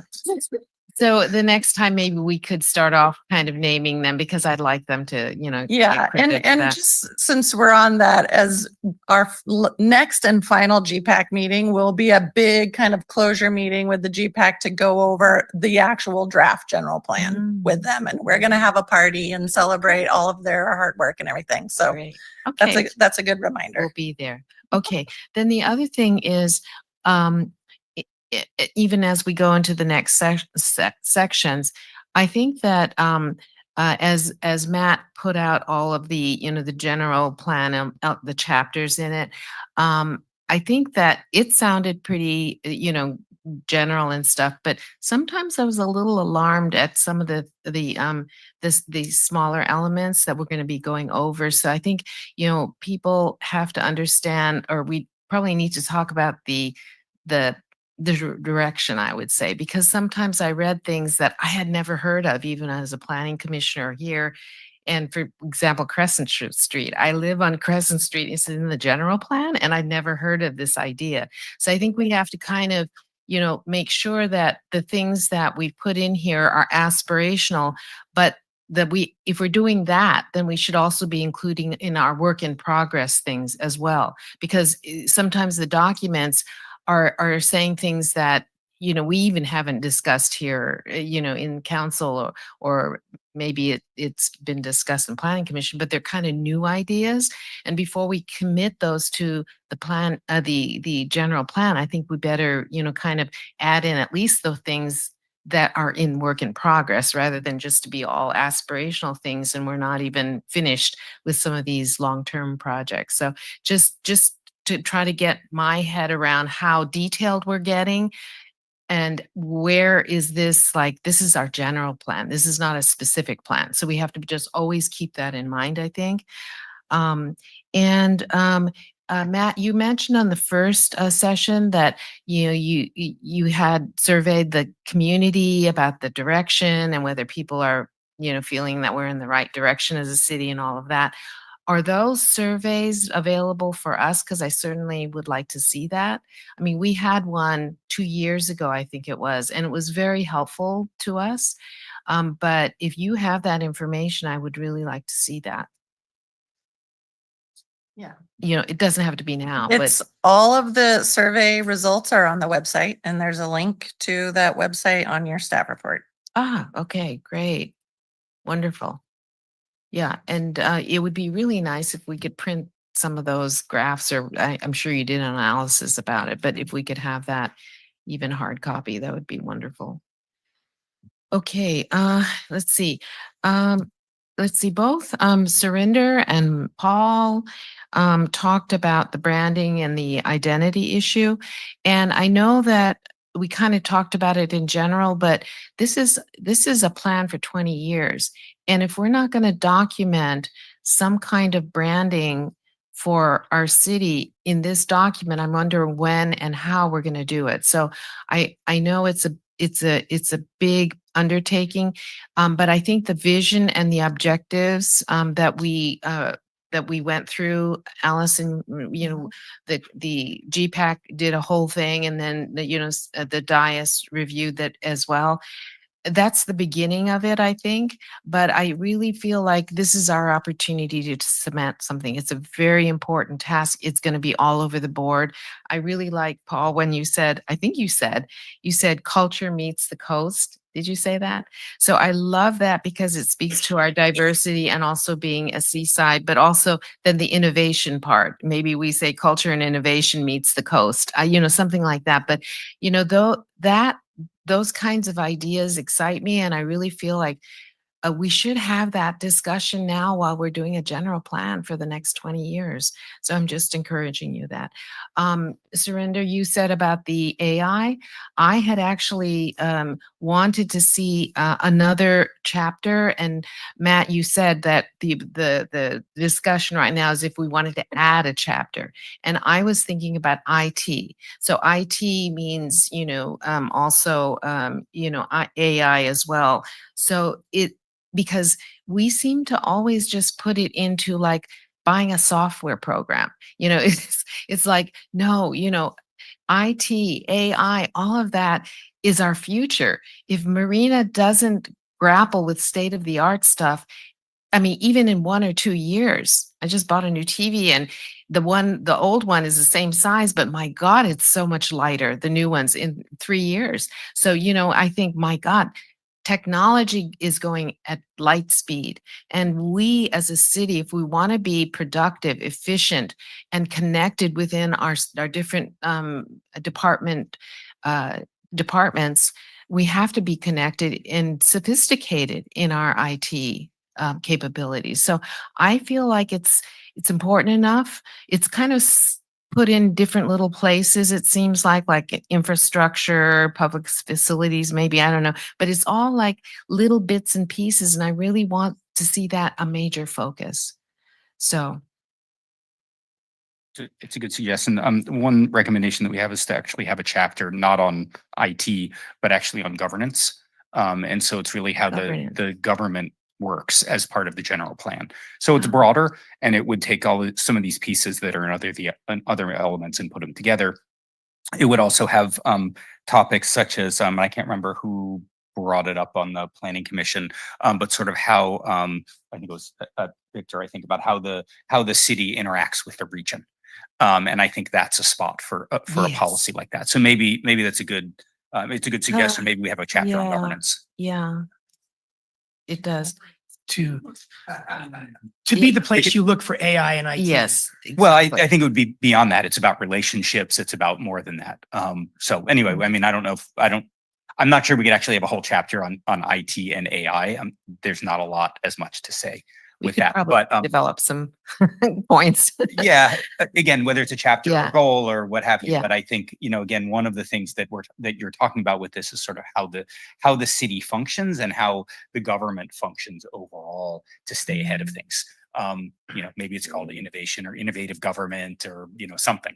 We can come up with some more interesting titles. I mean, there's under the business sustainability and growth heading in economic development, we could add something that talks about IT and AI as the important ways to attract that type of business and that type of development to the city. Yeah, it's not just attracting that kind of business. It's like we as a city have to embrace this technology. Yeah. That's more what I'm thinking about, but you'll massage it somehow and look at, 'cause you're much more familiar with the details. And my last comment is, thank you for suggesting that homelessness go in environmental justice, because, I had also just thought of that, but I do want to say that environmental justice was added as a mandatory chapter, right? I'd like to see the wording of that, because some of what we have in here, I'm having a hard time, like access to healthy foods, physical activity by improving walking. How does that relate to justice? So I think it's no, the pollution burden and all of that because of the water, the CalAm stuff. I know absolutely environmental justice fits here. Because of what has happened to us on a regional scale with the desal project. But all the other ones, maybe it's the wording or something, but I'd like to see homelessness just instinctively seems like it belongs in justice, but I don't see the justice on these topics. So if we could refine that in some way, because I'm not sure exactly how that relates to justice. Yeah, state law that required the environmental justice element to be added to general plans includes all of those things. So Does it we have really? to address all these things. As part of our Interesting. EJ. It's it should be done. It should be done with an equity justice focus to those. So physical activity, access to that for all the populations. Yeah, in the city. proximity. Yeah. Like we don't just have nice trails for the nice neighborhood. We have accessible and nice trails for all neighborhoods. Okay, well, That's an example. yeah, okay, then if we could a little bit more specify, because this one says support physical activity by improving walking, biking and park spaces. Like that doesn't say what you just said. So if we could kind of make it a little bit more relevant to justice, that would be really helpful for me. Thank you. Thank you, Mr. Mayor. That's my comments for now. All right. Let's go to Councilmember McAdams. Thank you, Mayor. So we're providing comments on everything, or this is We're still? trying to stay high level, kind of like the planning commission and Kathy did. And then later on, we can see, hey, I think land Okay, use number 16 should be changed. okay, so mine are specific. Okay. The only specific I'm going to mention is because Ruben's in the room. I don't know how long Ruben's going to stay, but he and his colleague, Brian Shields, provided one sentence that would fit perfectly into there was a workforce and equity, or I'm forgetting the name of it. But anyway, we'll get to that later, but I just wanted to let Ruben know that it's a very simple suggestion that really says, I think, what the council is gonna want to hear in this general plan. It's just one sentence: encourage developers and contractors to evaluate hiring local labor, hiring from or contributing to apprentices programs, which we all support, increasing resources for labor compliance, and providing living wages. Very simple, but very, very pointed in the right section of this. Mr. Mayor, if I might, if that was provided in writing, I haven't gotten it. Yeah. Did they submit a letter in addition to Ruben's oral? I got it via email. Okay, if someone can just send it to me, that'd be great. Yep. Okay, and then in general, we went on a local coastal program field trip the other day that Allison did a great job hosting. And the second stop was at state parks, and Amy Palkovic, their senior scientist, talked about how she was so thankful that we have so many rare species and rare habitats at state parks. Fred talked about his comments he sent in writing, how special, lucky, unique we are, or unusual, that we have so many sensitive, beautiful, wild habitats in town. And so my general comment is that we should try to incorporate Fred's comments as best we can, because they're very specific, they're very on point, and he did our work for us, I think. And to the same shout out to Jay, he gave us written comments that both he and Fred basically agreed with the vast majority in the environmental sections and the construction or build or development sections. But Jay gave, and Fred too, a few, not very many, very specific suggestions to make some of these sections a little bit better. So in general, I hope that we look at Fred's and Jay's very comprehensive comments, the way we're looking at planning commissions and ours, good grist for the mill for our staff to consider. And I'm so sorry about my cough, my voice. Having an IT chapter or not, I think needs to be further discussed. And in legal realm, we don't expect our city attorney to be a specialist in too many areas, so that we go to a specialist in an area that our city attorney doesn't have as a forte. Well, I think that IT and AI are so vast and moving so fast that unless someone in this room, that is their life's pursuit, to stay on top of that, to me, that seems a place that we go out for a consultant to help us with our general plan and work in a public setting like this, so that we're all on board with the IT and the AI of the future, that we are satisfied that our general plan reflects where the world's going and that we're going to be part of it. But it's just such a complicated world that I do think we need outside expert help. And maybe on the branding as well. If we got a marketing expert, we might move along faster on the marketing and end up with a better result than always expecting staff to be experts on all of these large realms in community development. Mr. Mayor, could I make a short Sure. comment to tag onto yours? Yeah, so that that expert could sort of more in general terms be maybe summarizing the future as they might see it and put it into words, but also things like cyber, what do we call it? Security issues, So all of that, needs to be built into that chapter. Thank you, Mr. Mayor. Last thing I'll say in general, J is all about high performance standards, including passive housing design. And so I think that those two topics, as they come out in his comments, we should take very seriously, because AI, it's kind of like AI. It's the thing of the future that very few people are doing. High performance standards, passive standards. They're so far above the green building codes. Am I saying it right, Allison? Yeah. That's like the floor. And so we do that, but everybody does that.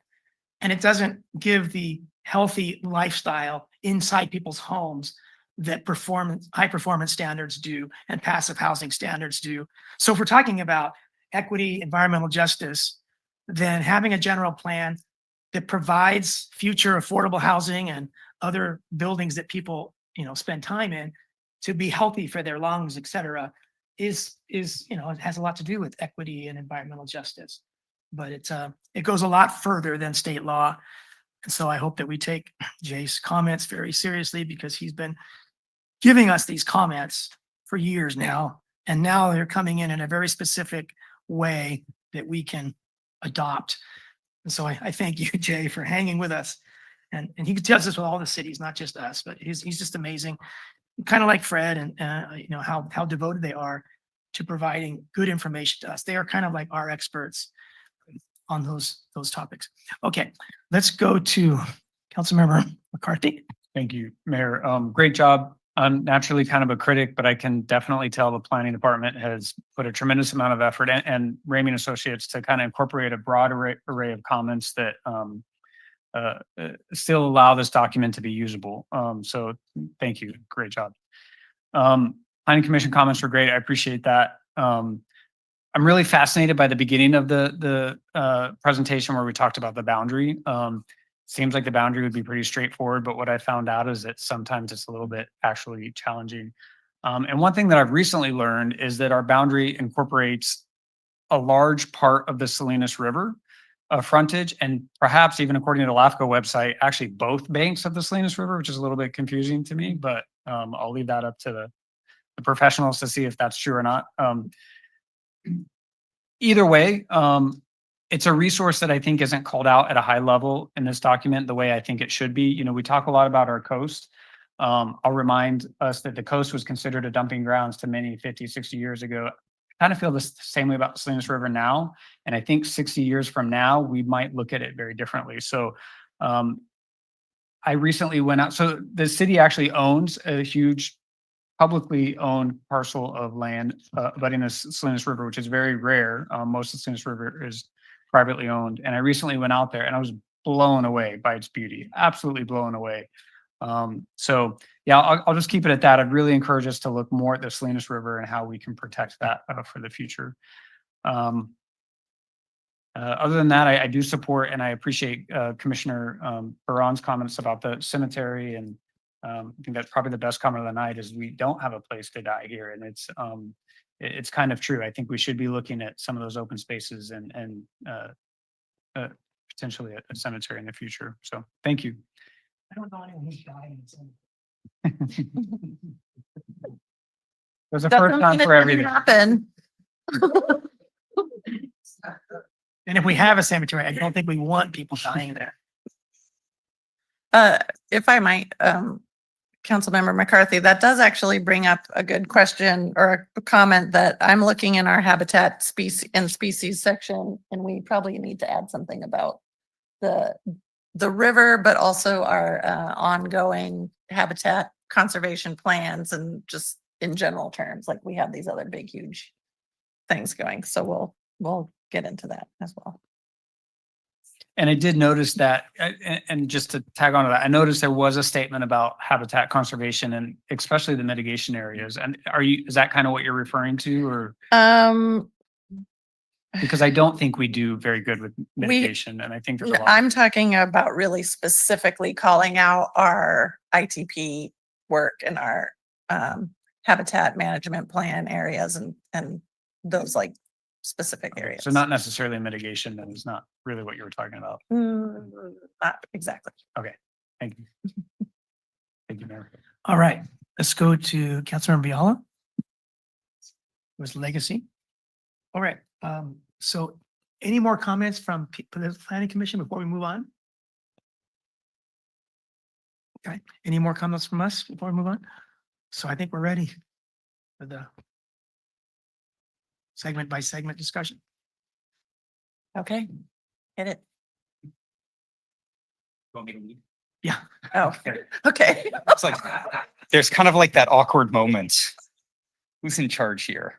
You're in charge. I'm gonna sit down. Great, yeah, I'll do But this. I'm gonna take I mean, notes. yeah, please. So, again, I think we can do a round robin again. I think we discussed land use it was here kind of as reference. I'd like to propose we start with transportation.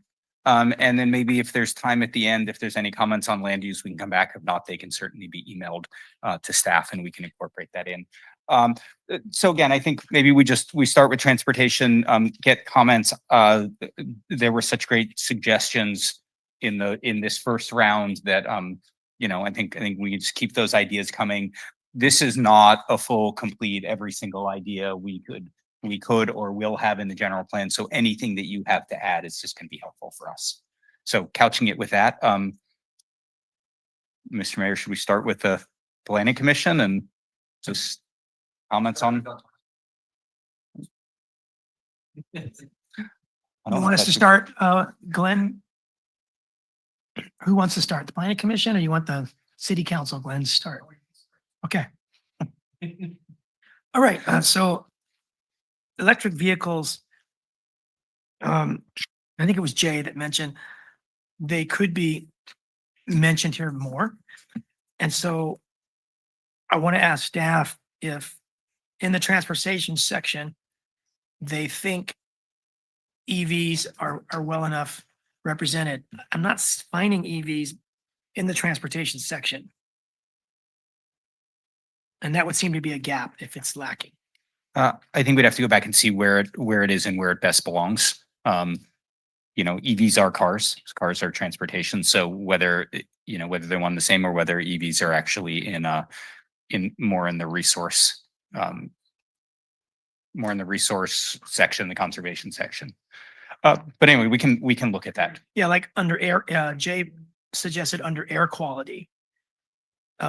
There's one place, but there's probably some other places, and that's under conservation. Right. Yeah.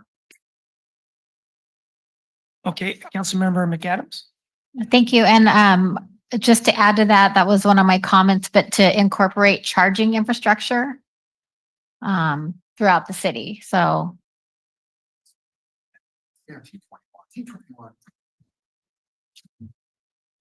T21 on page 10, provide charging stations for EVs and e-bikes. There you go. But certainly there can be more, it can be more fully expanded. The idea of EV charging and electric vehicles in transportation and in the conservation. Would you go so far as to having the general plan stars on a map that show where sensible EV hubs would be? Typically, no. I mean, you could, but I'm not sure it would help, because I think ultimately the implementation is going to be the implementation of that. So, I mean, I think for something like that, I would recommend if we did something, it would be more like the criteria that you look for where it should go rather than the specific locations. Might the general plan have a sentence that says an EV plan should be developed that includes criteria and potential locations, something like that? So it puts the document of a EV plan network, on the docket for us to consider. Yeah, I think that would be a good idea. More of an action. Oh, Hi. hello, Allison. Hi. She wants to say something.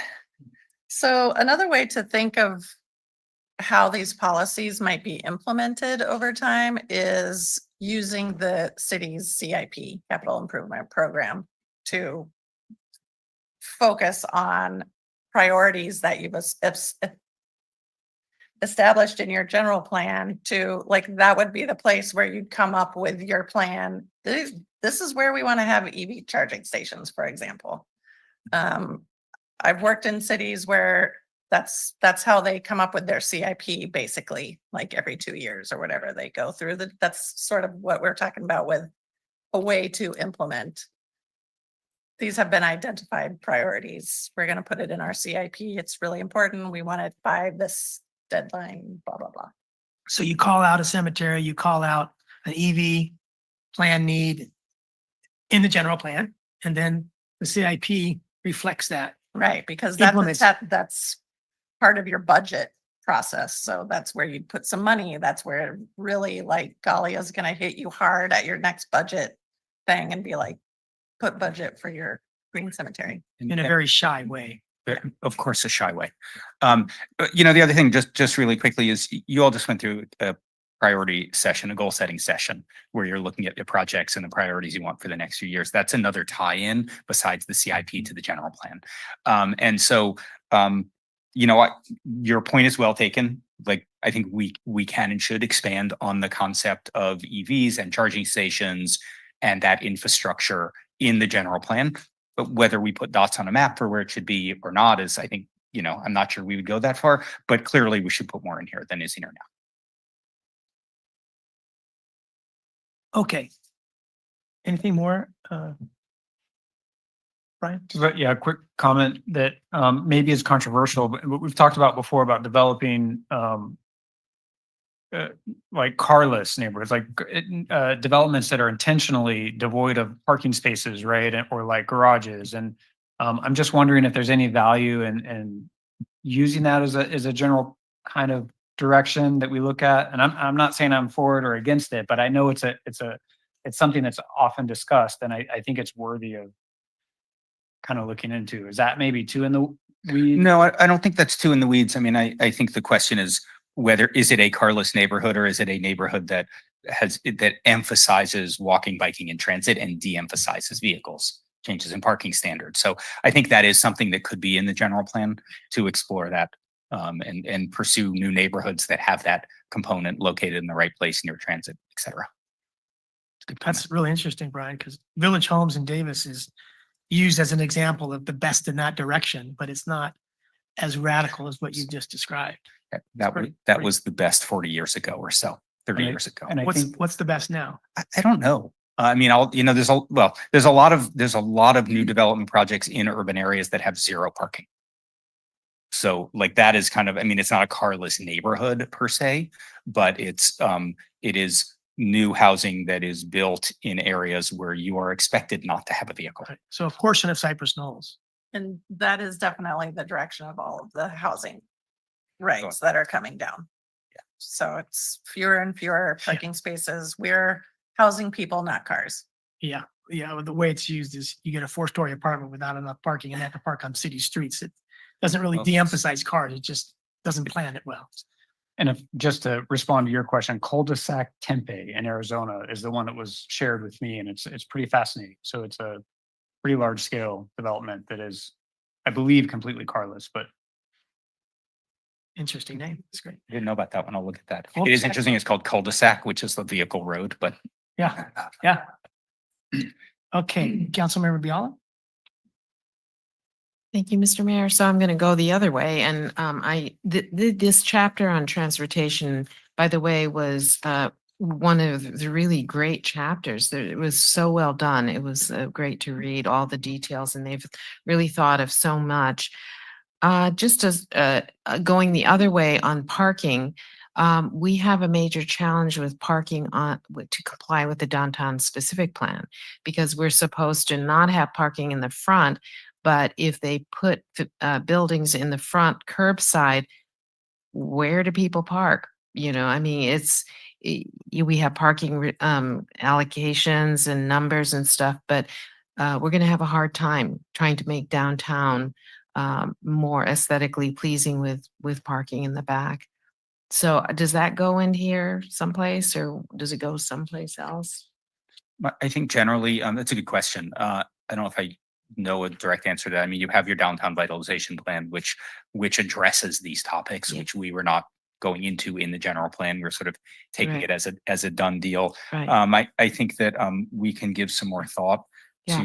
to the parking question, parking Mhm. relative to development and where it goes. Typically, if Right. you want a walkable urban environment, you don't put the parking in front of the building, you That's have right. structured or behind. That's right. And we can't necessarily leave it to the individual property owners. That's the thing, is if this is going to be all downtown, it's a problem. Every major mall has parking in the curbside.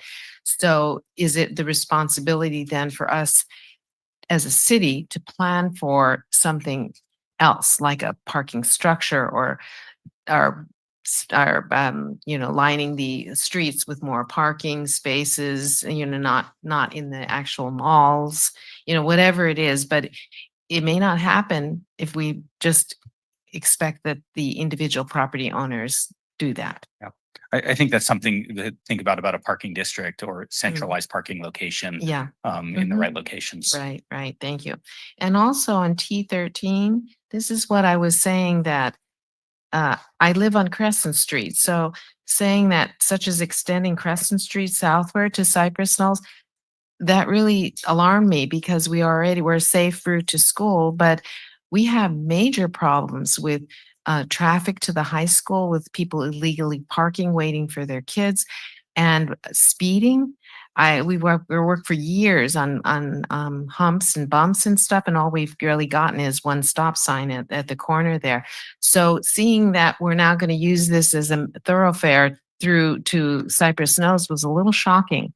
So I think that this is one of those things that, and if it predated even my being on council, which is 4 years ago, I was on planning commission and this idea was never presented. So I think we have to be very careful about when we start sort of adding things in the general plan that I don't know where that came from.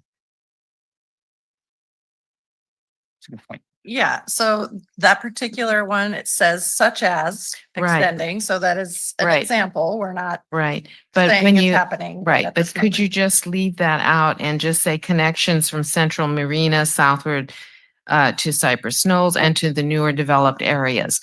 I think we need to do that. We can. Crescent Street is the only street that goes through the Patton Parkway. Right, but there could be other ones. There are other ones if we think about other streets there. It doesn't always have to be the one connection going to Patton Parkway. So you see that I don't want to, make that an issue. It's just that this idea was something that if you can just leave it out, because there are other connectors, but other people don't want it on their streets. So I'm just saying that. Yeah, I think again, it's a good point. I mean, there is a level of specificity in T12 and T13 that is not necessarily in other policies here. So I think we can go back and look at that, what the viable options are, and then talk to the transportation consultant who wrote these policies. Mhm. Well, the other ones are commercial areas. When you're talking about Crescent Street, it's a residential street completely, which is a whole different ballgame.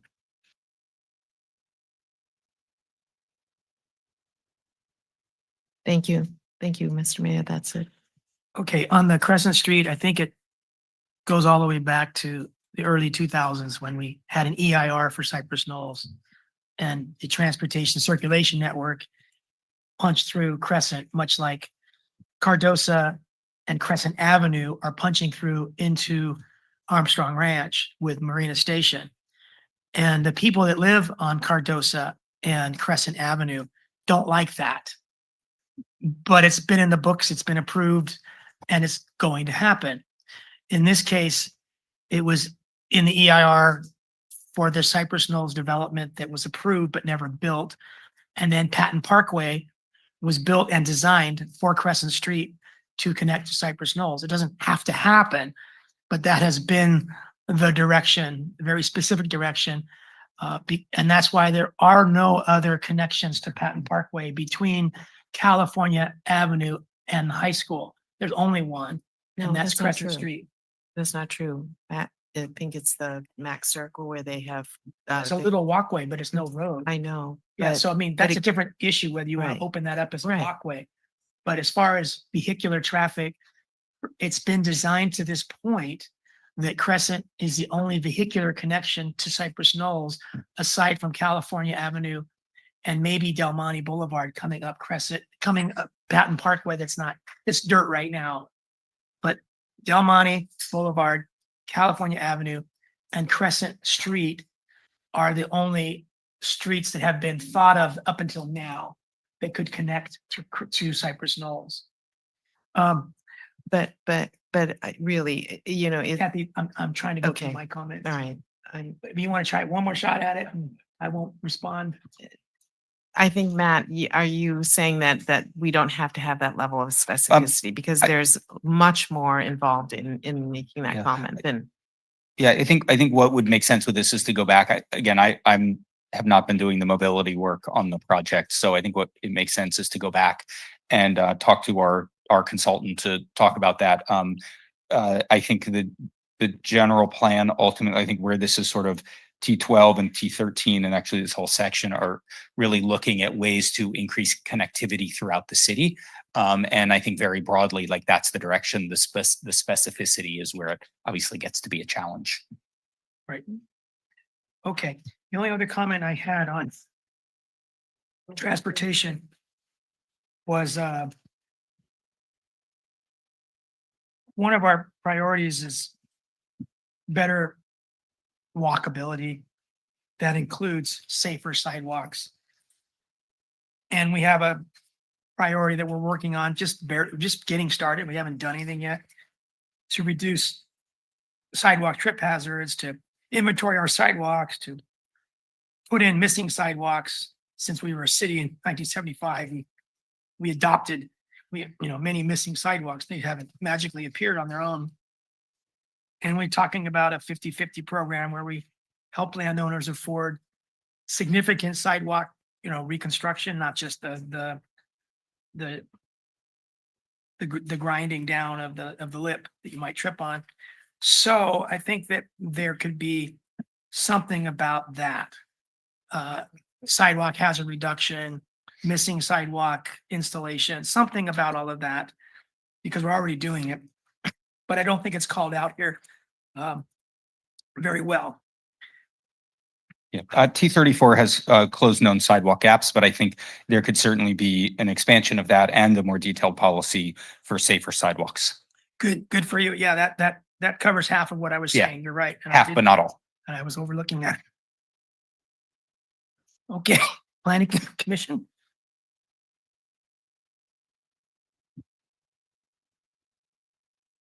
I'll just pick up right where we left off with 34. On T34, I would change the wording instead of such, I guess it could be such as. I think maybe that's it. It's that we're highlighting 3 areas that we know, but I want to make sure that we have many other areas. That opens up one that I didn't really see in here, which is to look at going back to annexation. I don't know if it's changed to transportation or not. It's annexation of private roads, because we still have a couple of private roads in the city that, for example, on right over here, that have created kind of a challenge for residents and for the city on who's going to maintain those roads, the businesses, the what's there. I mean, there's just multiple effects. So I think that is an added one, is annexation of that. The next one I have is on transportation. Actually, it was T35, which is repurposing of unneeded perk ponds for enhanced pedestrian and bicycle connectivity. Don't necessarily disagree with that. However, what I would say is that from a planning commission perspective, we actually would take these perk ponds, the perk ponds, and we feel that goes into land use specifically. And the recommendation for us to use the Monterey Block Grant was to try to partner with Shea or somebody else for backfill and to take these percolation ponds and use those for low income housing. We feel like we could put 3 to 4 low income 2 to 3 bedroom townhouses into every one of those perk ponds. And it's an added bonus to our arena numbers. And it's something that really, it takes the concept of low income housing and divides it equally across the city. Because one of the areas that we have a challenge with is in a lot of cities is you end up with it in the same areas over and over again. And this way it's like, oh no, the perk ponds were designed around an engineering side. It wasn't designed around people. So it's more of kind of an updated T35. It's just a different use for it. And then only other thing I had, well, two, is coming back to the Walmart area that we talked about earlier. That is actually the kind of, and we talked about this in the Planning Commission at the last meeting, that the Walmart area is one of the only commercial areas that is kind of in a desert from a development perspective. That everything else along Del Monte and Reservation is part of the vitalization plan. Everything over on this side of town or over on the Dune side of the town is part of the our specific plans over there. So the Walmart area is kind of left by itself. And again, I don't know where that really fits in. I don't know if it's necessarily a transportation side of it, but it's or land use. But it's the idea that is the only kind of commercial area we have that we are not lumping into development, long-term development projects with something else that we're doing as a major development for the city. And I think again, it ties back to the transportation because they're looking at it from, okay, if we can put low-income housing there, we can put townhouses, we can create a mixed-use development, then what we're doing is we're actually creating another really transportation hub at that location. That's not part of our current plan because we don't really drive transportation on the MST side to that side of town right now. And it's been an issue that we've raised over and over again. The residents on that side of town are, well, what is MST doing for us? And how are we getting MST over into our areas? We have to walk 5 or 6 or 10 blocks to be able to get onto the MST lines. And then the last one, again, I'm not sure where this fits, but it's transportation parking density. And the only reason I'm bringing it up here is because, well, it's the council kind of raised it. I mean, Councilman Bial, I think you were the one who touched on it, which is that in a lot of our residential areas, and I don't know how to solve this issue, is we have single family homes that are turning into multi-family residences. And as a result of that, and this is outside of the ADU, outside of the policies, we're getting a lot more traffic and we're creating a real load on a lot of these neighborhoods that exist. And there's nothing wrong with it. If somebody wants to rent a house out and put 12 people into a house and each of them has a car, we can't really say no. At the same time, is that something from the general plan perspective that we want to address to say, coming back to the branding of this, of what we are, is what is the brand of how we want to address that and address the kind of theory behind what we're looking for in housing. And that is an issue that is, as Guido has talked about, is ever changing from year to year. I mean, every year there's 50 to 60 new policies that come in that deal with housing in some form or another. Some make it through the process, most don't. But the idea that from a general planning perspective, what is it that we're trying to achieve here? Are we trying to achieve something? And I lived in Montebello subdivision in Salinas, which is over in Alisal area, right across from Alisal High School, for 4 years before we moved here to Marina. And it was made as an upscale neighborhood before a lot of the ag industry and credit card industry pulled out of the Salinas area in the economy in 2008-2009 timeframe. And what happened was these 24 to 3,000 square foot homes turned into multifamily homes, and there were families and extended families living there. And the street, literally, even now, you drive over there, every single spot on the streets is taken up. It is, if you feel like you're in an inner city, not in a residential neighborhood. And everybody gets along. And we loved living there because everybody was very genuine we had great neighbors. So it's not about a density of the people. It's a density, it's the issue of, okay, how do we deal with the transportation and the traffic aspect of it and what that creates? I mean, at a kind of the other side of it is just look at downtown, look at a lot of the lower sections of Seaside and what's happened there. It's the same thing. They just don't have the parking spaces for the density. So I don't know how to address that here, but I think transportation density is something to kind of raise. Matt, do you want to comment on that? No, I mean, there's a housing and a parking issue with it that I think we'd have to look into and come up with policies related to that. There's parking permit programs that you can implement if you so choose to do that. There are health and safety standards that you can look at for a number of people in a house. So there's ways to address it, or you can encourage it and support it through other policies. So I think it's very much a policy question about how you want to address it. It's an issue we're seeing lots and lots and lots of communities. You mentioned Ollie Sol, which is a community we've worked in, and many other places in the state that's happening. Deals with housing affordability makes it essential.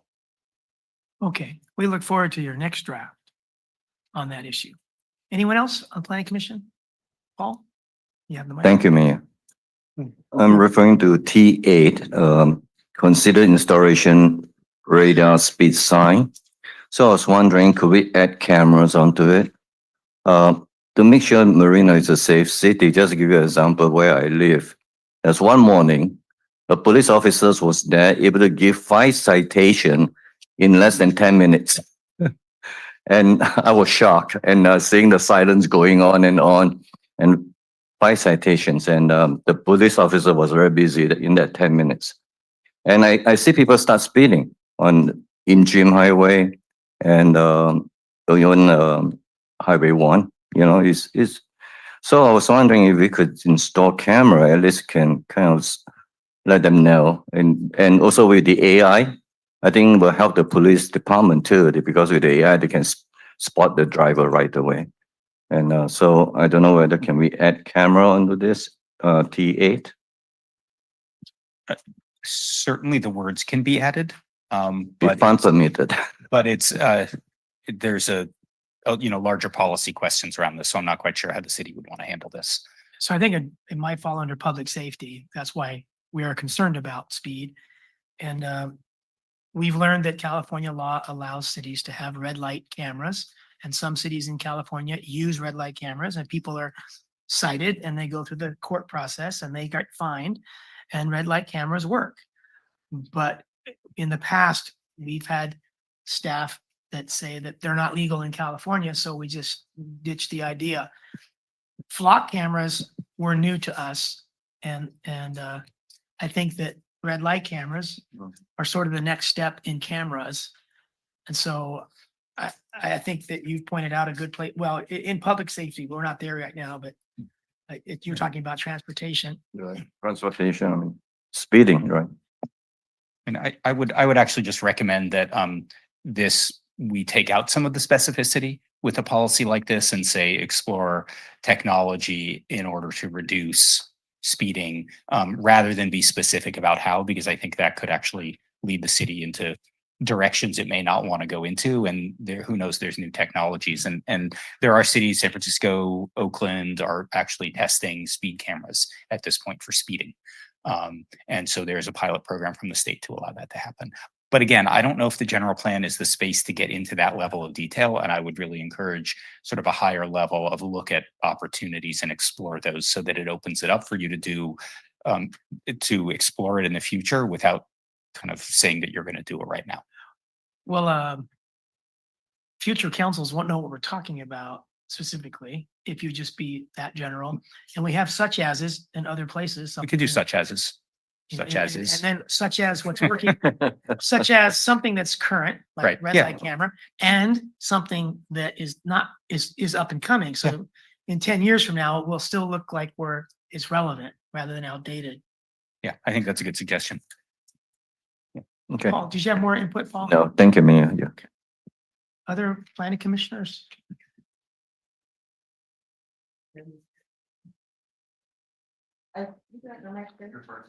All right. If the basic range is. I appreciate you, gentlemen. Thank you. All right, so I'm going to go down to the transit and multimodal hubs. And my question is, I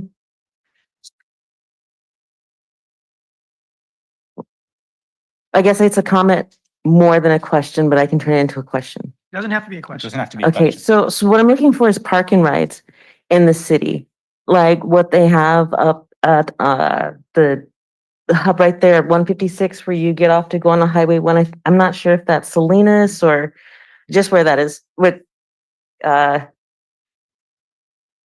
Prunedale. Thank you. I'm calling Prune-Tucky so bad. I'm sorry, Prunedale. I'm sorry. I'm so sorry.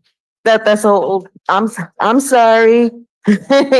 But so that park and ride, I know there's a map of park and rides across California. I think that park and rides, especially if we're going to go to a place where we have communities that that wouldn't have parking, right? So if we had park and rides, especially park and rides that had bike lockers, that would help connect commuters into places where, you know, Bay Area and et cetera, the tech industry and everybody.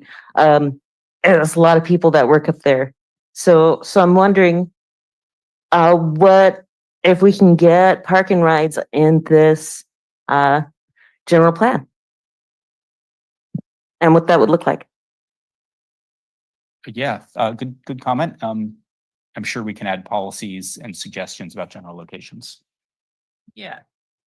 Technically, park and ride is an actual Caltrans thing, but we can create our own little pseudo park and ride thing. We're just not going to call it park and ride. Ride and park. There you go.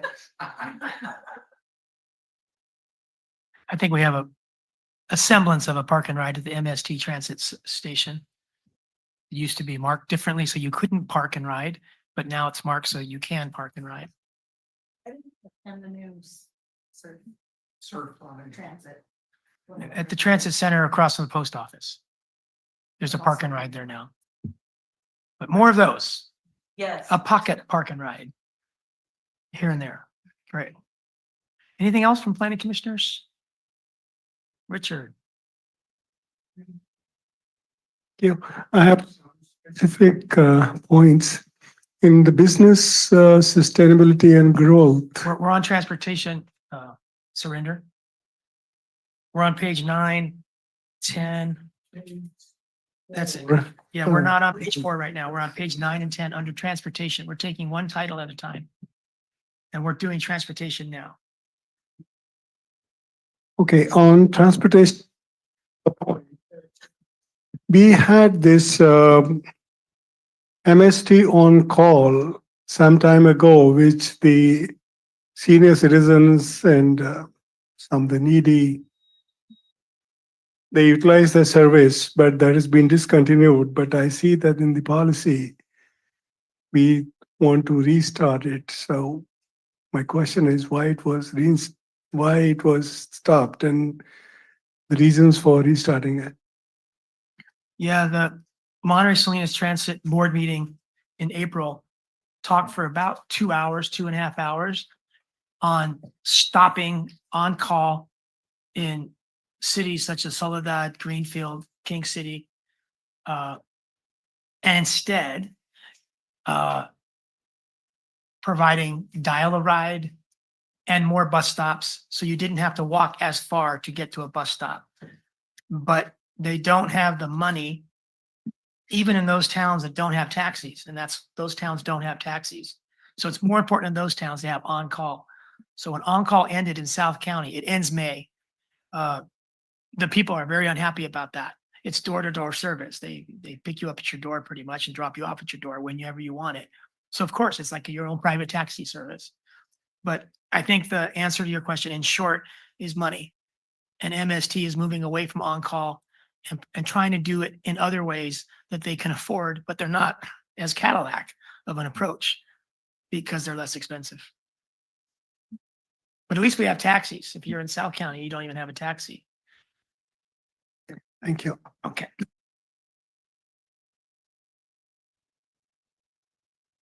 icon.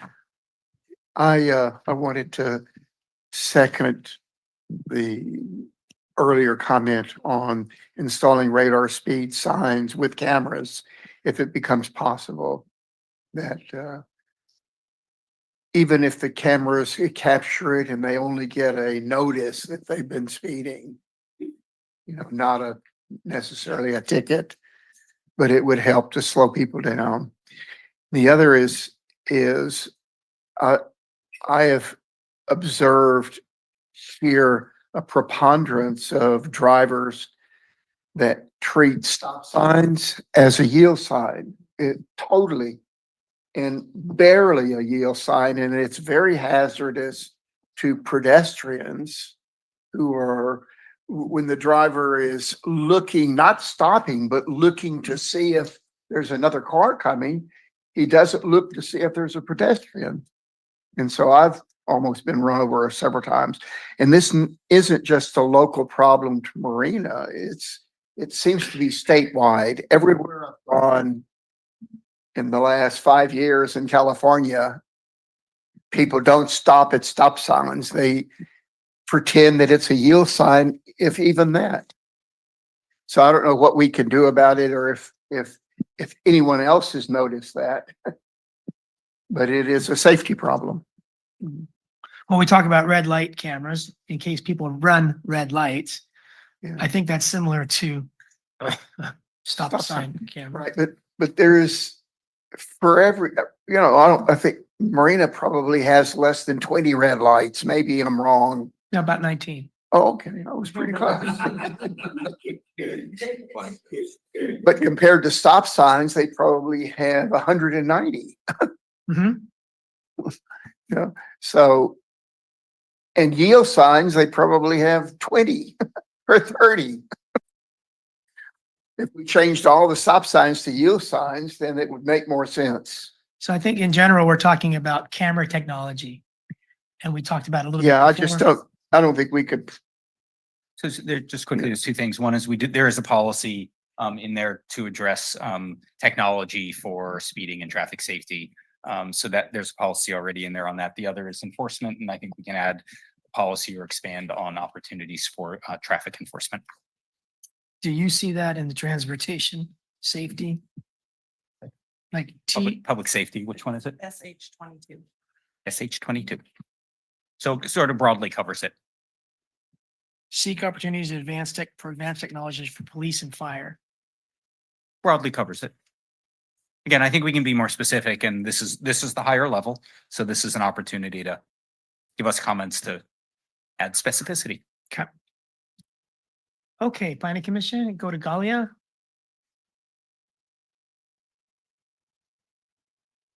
Thank you again. I have a point on pollution burden, EJ3, page 13, a small editing. Galia, I think we're still on transportation. Oh, I'm sorry. We're almost done, no? Yeah. Glenn, any more planning commission comments on transportation? One more bite at the apple here.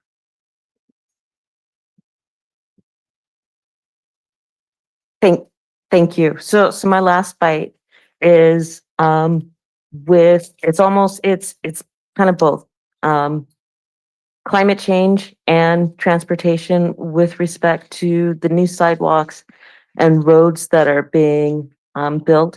Is it possible to encourage green building materials like hempcrete to in our general plan for whoever it is that's going to be coming in to do it? Thank you.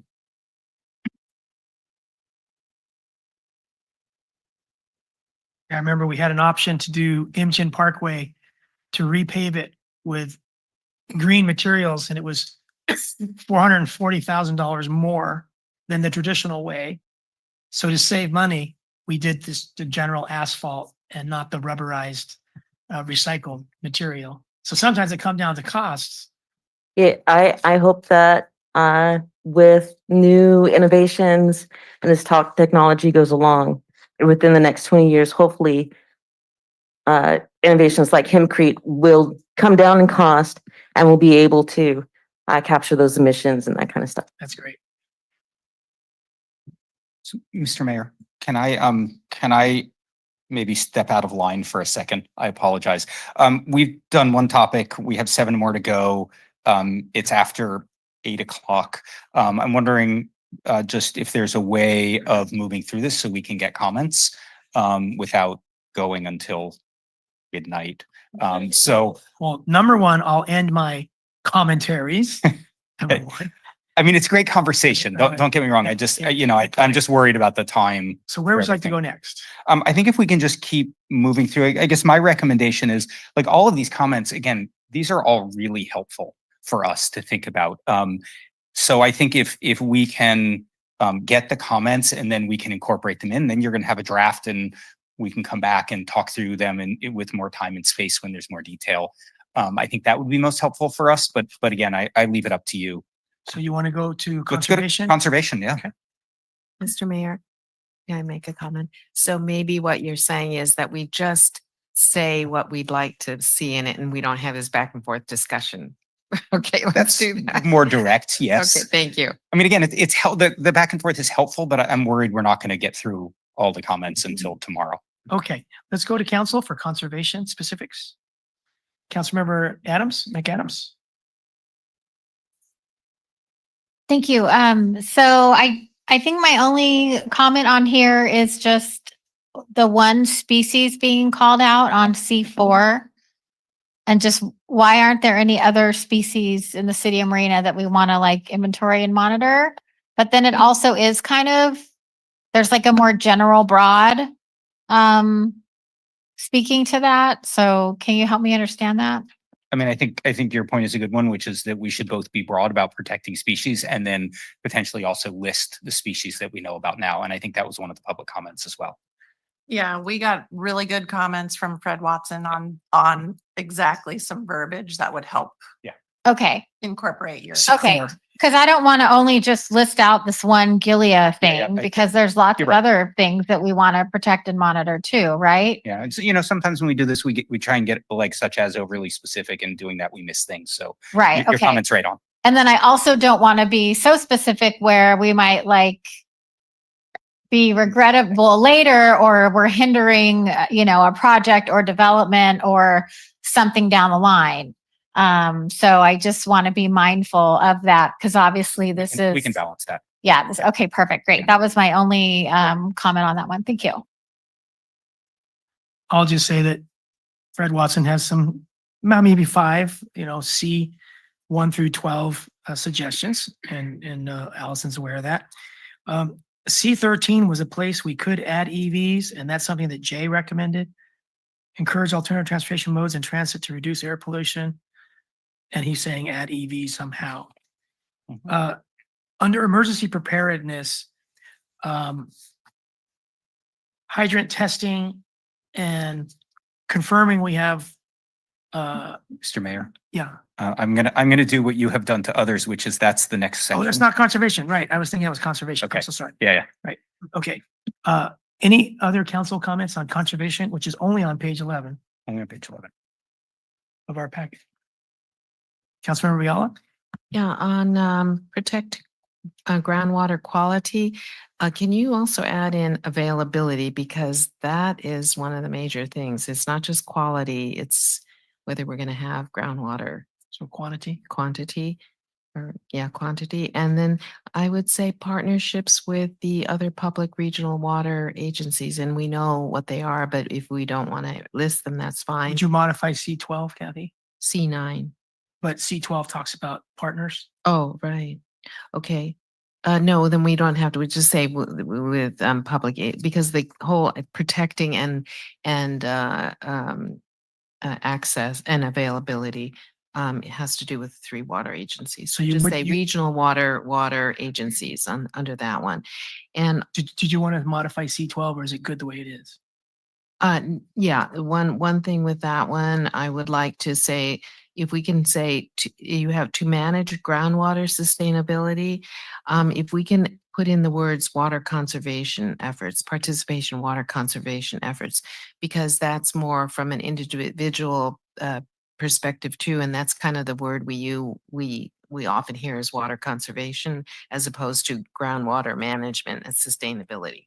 Okay. I mean, they're both slightly different, but if you could add that. And I think there are two other agencies, the Peninsula Water Management District and Monterey One Water Yes, and names. are Yes. involved with managing our groundwater sustainably. Yes. Anything more, Kathy? Nope. Councilmember McCarthy? Thank you, Mayor. Just a couple comments on the scenic resources. Interesting that it says to protect views from Highway 1 to the west. And I'm thinking, traditionally you might want to protect views from the actual residents, the people that live in the city of Marina. But in this case, it sounds like we're saying protect the views from either people visiting the beach or that are driving on the highway. So I'm just wondering, one, what the thought was on that. And then two, is there any value in protecting the views to the east? I talk a lot about what people think of Marina when they drive by the highway by looking at the development that we have. And it's something that I don't know that we always address. And so just kind of two questions I'm hoping maybe staff could give me feedback on. Yeah, I can try. I'll answer the second one first, which is protecting to the east. I think we can look into that and see the views that are there. But definitely we can add that in. And then in terms of why from Highway 1, I think the thinking behind that was the identity, going back, the identity of the city as a beach community is very tied to that. So you want to make sure that seeing the water from the road is maintained, because that's part of the city's identity, even though it's for people passing through.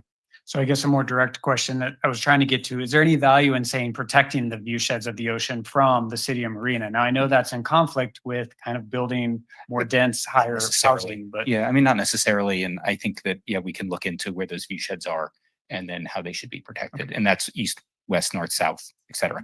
Thank you. So is that different than C-22, Brian? I think a little bit similar, but a little bit, because I think this is specific to the actual coastline, which goes beyond that. I think the dunes ridgeline is probably a lot easier to protect because of the terrain. I might be wrong, but that's my perception anyway. Whereas the coastline is already kind of hard to see. So, Yeah, I was thinking of the vernal pools on the east side of Highway 1. The grassland, the vernal pools are pretty to most people. yeah. Okay. All right. Anything more, Brian? Okay, then I think we go to Planning Commission on conservation. Thank you, Mr. Mayor. Under conservation, probably habitat or maybe a new section. But I'd like to see us address urban wildlife. And what I mean by that is all of our projects and everything that we're doing is forcing animals out of their habitat, and they're showing up in our city. We have deer, we have turkeys, we have coyotes, we have possums, we have raccoons, we have hawks, we have all kinds of animals. And I kind of keep up with some of the comments on next door. And, there's a lot of people that just soon kill a turkey as let it live. So I'm wondering if we could somehow come up with a policy or a statement around urban. Yeah, I saw the comment wildlife. that you sent, and I noted good comment, and we should add that in. Looking at things like wildlife corridors as well through the city.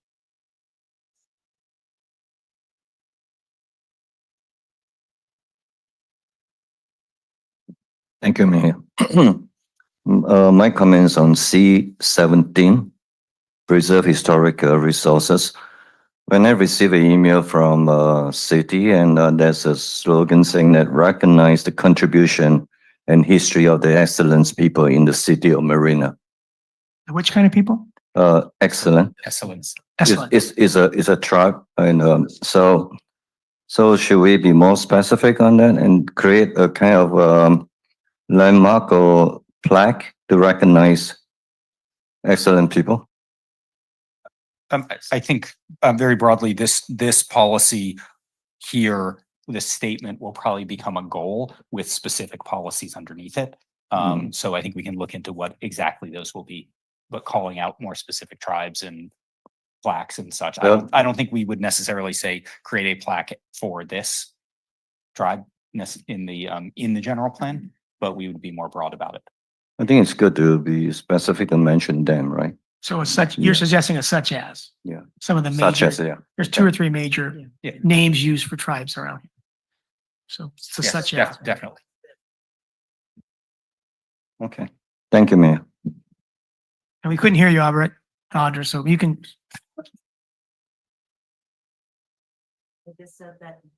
I just said that yes, to your point, there are several tribes in this area. And I also said there are also tribes that are from here that are still seeking federal recognition, such as the Solingan tribe.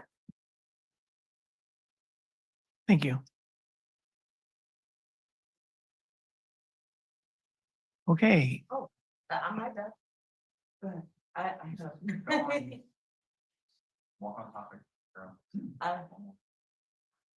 Thank you. All right. So this is with respect to hazardous materials and. no, I made that mistake. We're still on conservation. Apparently Am I not in our conservation? headings were not bold enough. I lied, never mind. Yes. No, they're fine.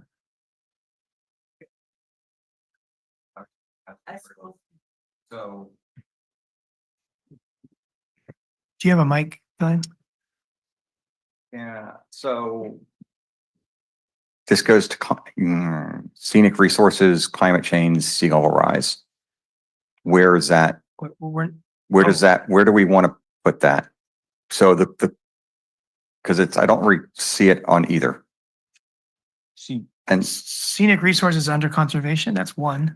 well, it is. So the issue is, so here's the issue, and then we'll figure out where the right place is, which is continue to implement policies that make Marina a recognized leader in addressing sea level rise. Yeah, there's climate change, public facilities. Yeah, so it could go, it could go on one or the other. So I'm just not sure which is the right place to put it. If I might, through the mayor. So it's okay to have a statement in here, but just remember that all of our active policies and implementation measures for sea level rise and climate change on the coast are part of our LCP, Coastal Hazards and Sea Level Rise Amendment. So I think at least you could say that right now, that sea level rise comment is best in the safety, hazards and climate change section. And we could move it there. And I think, Allison, the only reason that to raise the fact that we are trying to put ourselves in a different position as a community. Yeah. And that's why I bring it back into general plan. It's more than not saying, hey, here's how we're going to do it. It's more just, here's the policy. Yeah. Okay, anything else from Plan Commission? Just a brief relook at C21, C22. I totally agree that we should protect the views from Highway 1 to the greatest extent possible, looking to the west. But I think that even with our name Marina, I think that we're kidding ourselves that we can see the ocean from Highway 1. Now, when we get to Seaside and on around, we can see the ocean, but not within to me, unless we get up pretty high. I haven't been able to see the ocean. I enjoy, driving to Home Depot because I get to see the ocean, the bay. Yeah. Well, but anyway, so I don't know how we're going to protect the views any more than we have with our giant sand dunes. And then that goes to the number 2. We want to protect the views of the sand dunes, but I think the only people that have been hurting the sand dunes is that sand cement, the company that's disappearing, right? So anyway, I think that those two are, great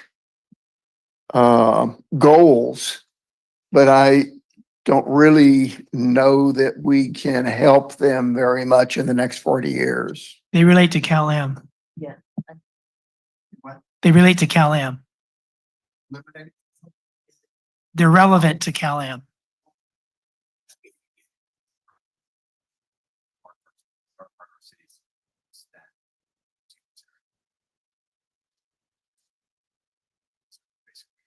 Areas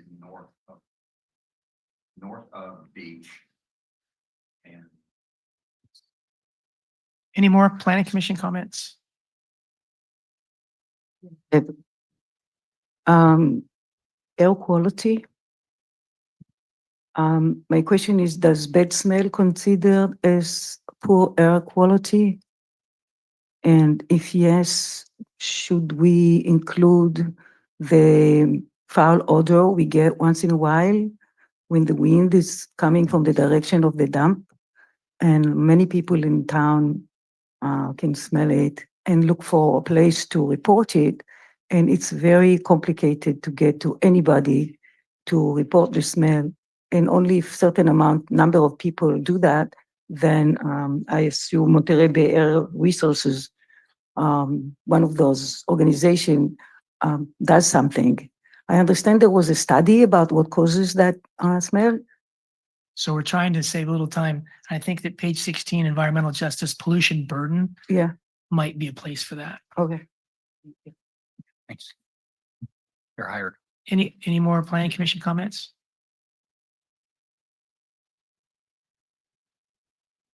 Okay, council, I think we're ready to move on.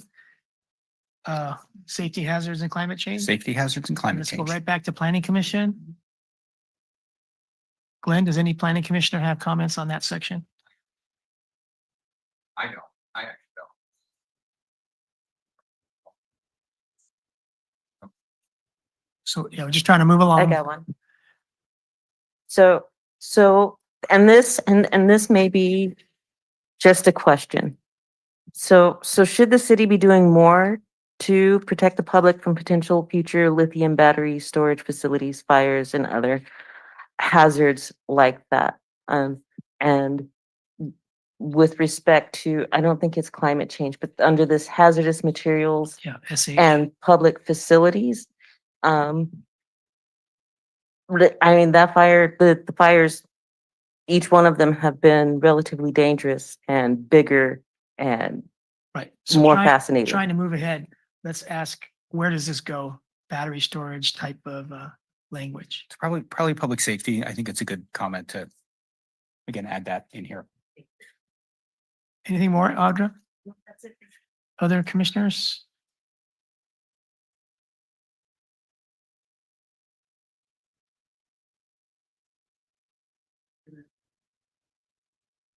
Yeah, Marina is a component of the whole region. And hazards climate change has a regional perspective because all these headings, wildfires, coastal erosion, seismic hazards, emergency preparedness. There is a regional perspective to all these aspects. So that need to be added in the policy document as to from the overall perspective, what is being done to tackle some of these challenges and where does Marina fit in this?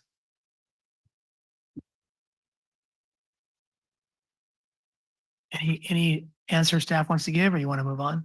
No, I mean, we do have a policy, SH 46, that talks about regional partnerships and in emergency preparedness. So I think some of it is covered. Specifically, what is defining the city's role in all of this is that's not yet defined in this document. Yeah, neither is the city's role in groundwater protection. Because we don't do groundwater protection, but we have a role similar to that, I guess. Other planning commission comments? Okay, we'll go to council then. On SH 35, explore the use of ZE. Is that a typo or is ZE something? I'm all for it. I just want to know about it. Zero emission. Okay. Okay, thank you. We probably should have defined that. Or just spell it out, right? Right. So passive home standards, adaptation to increasing impacts of climate change in our home building. Those are Jay's comments that he was suggesting go here. What do you think? I think it's something, I think they were great comments, something to explore in the document a little Where to bit put more. them? Yeah. And all the public comments that I saw that came in were really On on point. point and helpful. Okay. Climate change public facilities, I think it might be a good place to mention managed retreat. Our policy that we've already adopted in our documents about managed retreat, something about that. What do you think, Allison? Allison's going to say it belongs in the LCP. Yeah, it is in the LCP. Yeah, we can put it here. I don't necessarily think it needs to just go in public facilities. I think we should put it in as a policy. Yeah, it should be under a more general climate change mitigation. The reason I mentioned public facilities, because we have several water facilities that are endangered by that and will need to be, Yeah, anyway, okay. coastal erosion and flooding. Okay, let's go to Councilmember Biala. Thank you. And just to, I think it was Surinder's point, or maybe it was Richard St. John, talking about you wanted us to look at sort of being leaders in sea level rise preparedness. Is that what, who just mentioned that? Glenn, is that what you were trying to say? So if we're talking about a managed retreat, we certainly are good leaders in that locally, I mean, regionally, actually. So is that what you wanted to kind of incorporate that some? Percentage of residential growth development in the area. Okay. Because we don't have any because we happen to have some big dunes. Right, in the right. area. There, Can you use a mic, please?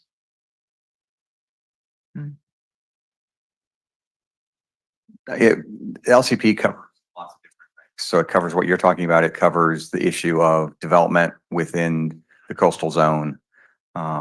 In the end, the idea was really just to put it out there from a general plan perspective, is that we support being the preeminent source on the California coast. Yeah. For LCP. Yes, that's great, because I think we are. Okay, on SH 14, we have about establish redundant and resilient systems for emergency communication. I don't know if this is getting too detailed, but we've recently just kind of in the budget review talked about we need to establish an emergency command center, and that we talked about generators. And so we need to ensure backup generators are maintained and operable at all times. Those are part of it, and they're more specific, and yet they're big enough so that we never even thought about establishing those. So if we might want to infer what this means, it's not just emergency communication, it's command center, it's backup generators, et cetera. Okay, great. Thank you. Yeah, that's a good point. I hope that we cover well this whole outage preparedness, but other emergencies also. I don't know if we're there yet with what I see here, but something staff can consider augmenting. And then back to my misplaced earlier comment, hydrant testing, water supply pressure. Can we just say something like ensure that, there's adequate testing and water pressure? And I'd like to hear from our fire chief, because there is some concern expressed by particularly one resident, and just trying to put that concern to bed. It would be nice in a couple places to put it to bed. And maybe this is one place. Yes, I'll be working right now as the responsibility of the water company, and I'm going to be working with them because the other thing we need to find out, we have to do some more flow testing to check their water system. So it's all part of the package. And So it's they on test my- our hydrants, or our firefighters test our hydrants? They test our hydrants. Thank you.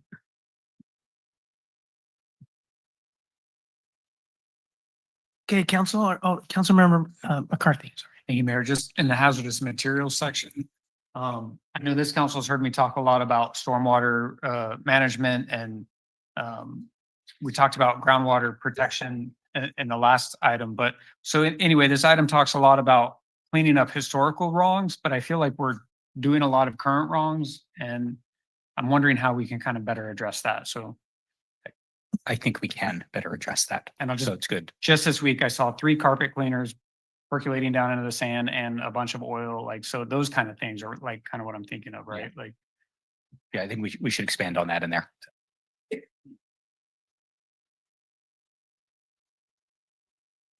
All right, planning commission, did we already go to you? I think we did, right? On climate change and hazards.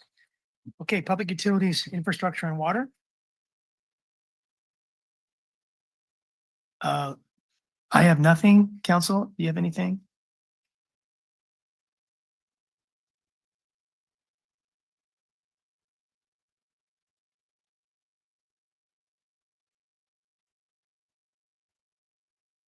Okay, planning commission?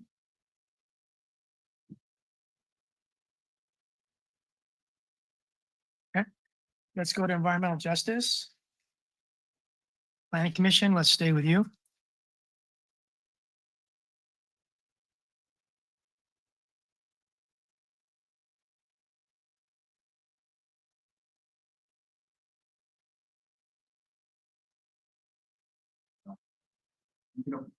We go back to.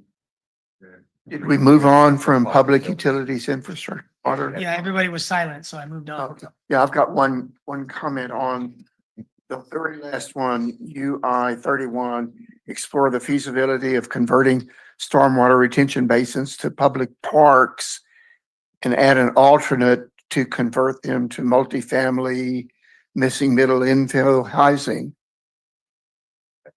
And or housing, and or low income housing or other purposes, Right. okay? Not just public parks. Great. So back to environmental justice, planning commissioners.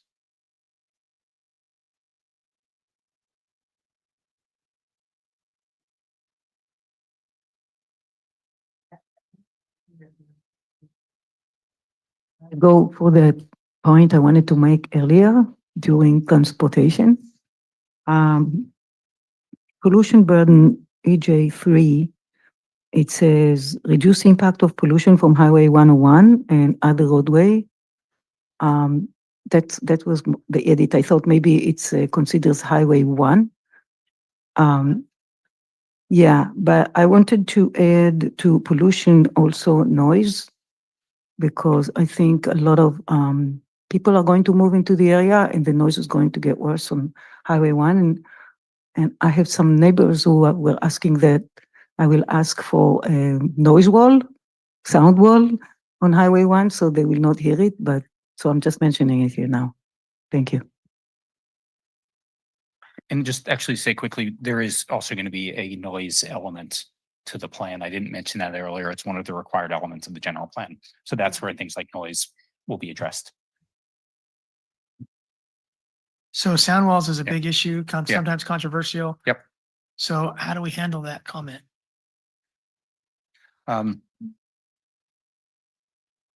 I think there's a policy question behind it in terms of where sound walls could or should be allowed. I think sometimes sound walls next to freeways are typical.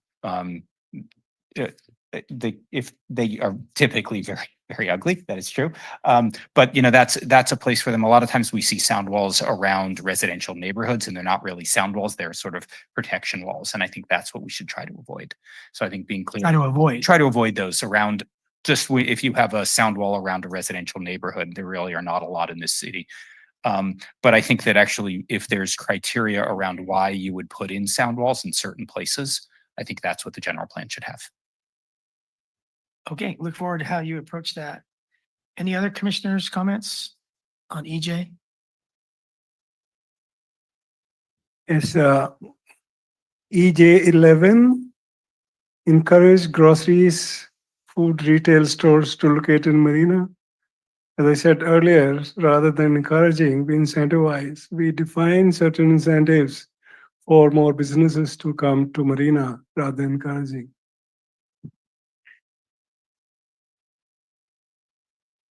And EJ8, established libraries as a resource center. I think with libraries, we need to have information centers where we can have some tech equipment where students, even elders can come and access. So you think resource doesn't cover information as well as stating Yes. information? Information centers. Okay, resource and information centers. Yes. Any more, Surinder? And again, expand job opportunities in Marina. Incentives for the employers to hire locally. What number is that? That is EJ 29, economic equity. Adding incentivize, not just saying expand. Is that what you're meaning, Surinder? Adding the word Yes, incentivize. hiring locals. Even new projects, we give contracts to people who have the local skills and expertise, and they benefit rather than me bringing in skills from outside. Yeah, so the labor suggestion that was mentioned earlier, there was a different place that had to do with livable wage. We're not there yet. Okay, staff, you've got that. Any other, I think it was under education and workforce, under economic development, which we're still heading that direction. So good segue into my only comment, which is pretty much the entire land use section, E6 to E10 or EJ6 to EJ10. A lot of that is probably 80-90% overlap with economic. And I understand where it could be, have a tie into environmental justice, but it feels like it's a preponderance about economic development for the community with a tie back to environmental justice and not primarily environmental justice with a tie to economic development. So let's just leave that to staff to understand what you're saying and Right. grapple with it, come back. Yeah, just to say, yeah, there's a lot of overlap between them. I think we'll figure out really the best places that goes, but yeah, you're right. Planning Commission, anything else? Yeah, I think we have a couple of things. For me, okay, so I'm gonna start with some positives real fast before I get a question. I really love the civic engagement and partnerships EJ20 promote cultural and appropriate civic engagement. When it comes to the Black American Negro freedmen population, I just want our staff to be to explore more avenues than just the NAACP for that civic engagement. It just as a point of record there. And then the other one that I like that EJ29. I love what Commissioner Rana said about incentivizing job opportunities for local residents. I think we did that with the cannabis shops where they had to, a percentage of them had to be Marina residents. And then I lost my question and I was trying to scroll for it. I lost my question. Okay, so I'm gonna leave it there. Thank you. All right, if you think of it later, we'll come back. Okay. Council, let's go to Councilmember Viola. Okay, this is going to be a little difficult for me to articulate. When we talk about environmental justice with relationship to the biggest one that our city has faced is with the CalAm. And it's an environmental justice because it is it was done in Marina because we're a disadvantaged community of color. I mean, that's what we are. That's why Peninsula ratepayers, well, their purveyor of water could come to our city and feel like they could basically steal our groundwater and we wouldn't put up a fight or whatever we want to say about that. But nowhere in this list do we mention anything about racial or disadvantage. And I think to your point, Audra, that how we say it, and granted, DEI is not a well-received term anymore, but it it feels like we're skirting some issues here. For example, when we say attract new healthcare facilities, medical providers, et cetera, we were entertaining a county medical center that would be primarily for Medi-Cal and the indigent folks. And so I think it behooves us to put something in there. It's not just even low income or disadvantaged, but they're also racial minorities that may need some special outreach or special services. And that includes when we say housing options, we don't talk anything about, the populations that might be marginalized in there. And also in E20, where Commissioner Walton had also referred to. So, if we added more of those kinds of references, then I kind of start understanding what environmental justice section is about. But if we are just sort of making it so generalized, it could apply for anyone. And, we talk about, for example, EJ10, encourage housing options for disabled populations, but we say nothing about the disadvantaged populations or racial minorities or anything like that. So I think that we need to massage this, and however you get some of those concepts in, I think would be very important. Thank you.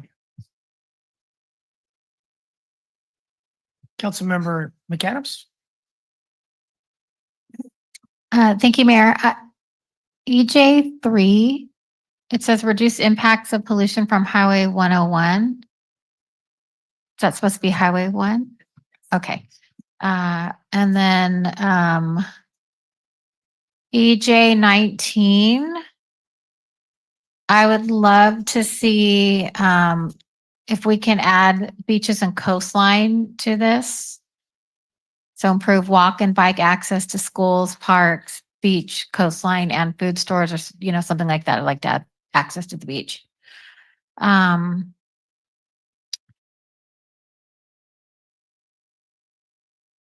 I mean, if this is just supposed to be like checking boxes or whatever, then the language is fine. But if we really want to be like meaningful, I do think that we can do a little bit better. And I'm happy to, maybe Councilmember Biala and I know you've done so much outreach already. Yes, Matt. I just want to address this because I think your comments are right on. And I think what is coming through is not actually what's going to be there. So I apologize. Okay, for that. great. Okay. But there's a lot of work that's been done. I think this was 20 pages and sort of boiled down. Perfect. But I think both your points are well taken. We'll make sure that that's addressed. Okay, perfect. I mean, we're not like Carmel. We're not Sausalito. We're not, okay, thank you. Yeah, no, I think your comments are right on, and reading it again, I agree with you. Okay. Okay, great. Thanks. That's all I have for this. Councilmember McCarthy? Thank you.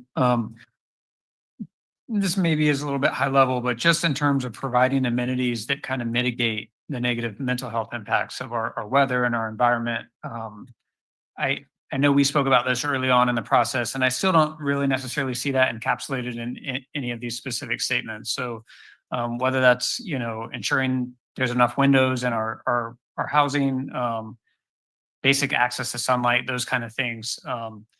It's a real challenge here in Marina, and I talk about it a lot when I was on the planning commission and on council, and I'm just wondering if we can include something like that.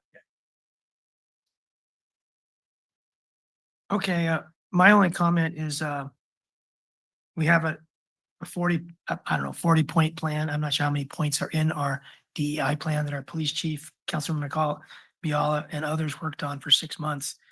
So I think that should be mentioned in here somewhere.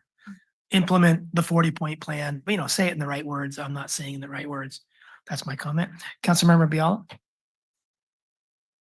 Thank you, Mr. Mayor. So I was thinking about EJ20, about the civic engagement. I think we are learning as a council, and certainly you guys from your outreach, that we do have to have special outreach. They are not using, they are not using the same things like, hopping on our website, to find out information, or next door, right? So we should add that there has to be more concerted special outreach, different languages, et cetera, because I know you're using that already, so we should get credit for that. And then EJ 21, seek to bridge generational income language, but we're not talking about ethnic bridges either. So I think we need to, just massage that a little bit more. Thank you. And I know you're going to do a great job with that. Thank you. Okay, so now we'll move on to Parks, Rec, Open Space, Trail. Mr. Mayor? Yeah. Can I just, my question. Sure. I appreciate you. That this is with respect to EJ 24 and 25. I would like to see starter homes, apartments that you can purchase, and also condos listed here somewhere where people can get into housing that they would be aging in place because they own it. Thank you. And you reminded me, is this maybe a place for that second home inventory? Or is that more about TOT tax? Where people have tracking what?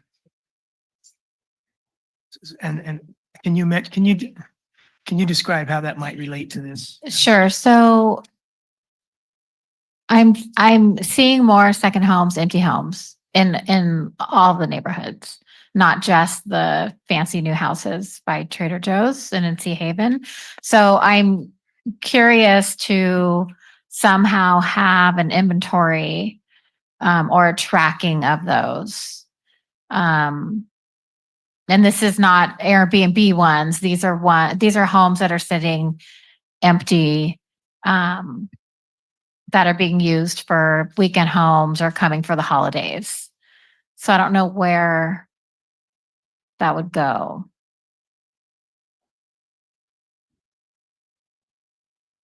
Or how I that don't- fits. The mayor put me on the spot. Yeah, I don't know yet either, but again, we'll find a place for that. for that Okay. idea to be able We to have a track. project on our project list that's called second home inventory or something. Just to be mindful of this sort of like gentrification, right? Like, let's call it what it is, right? Should- So The housing supply for people who want to live here full time. check. That's exactly right. Thank you. Okay, so we're ready to move on to Parks and Rec. Let's go to council first.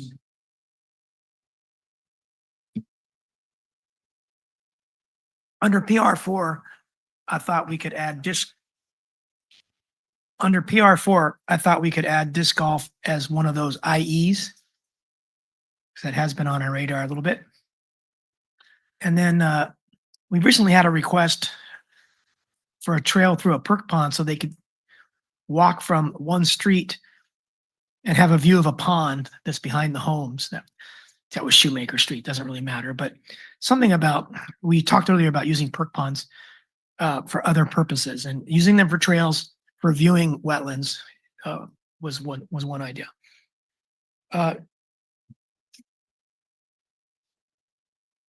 That's all I had. Councilmember Biala?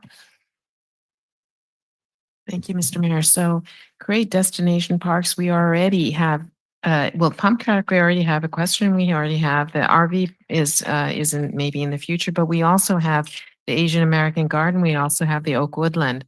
Oak Woodland is already established, but it's expanding, and Asian American Garden is on the books too for our priorities. So I think we should add some more.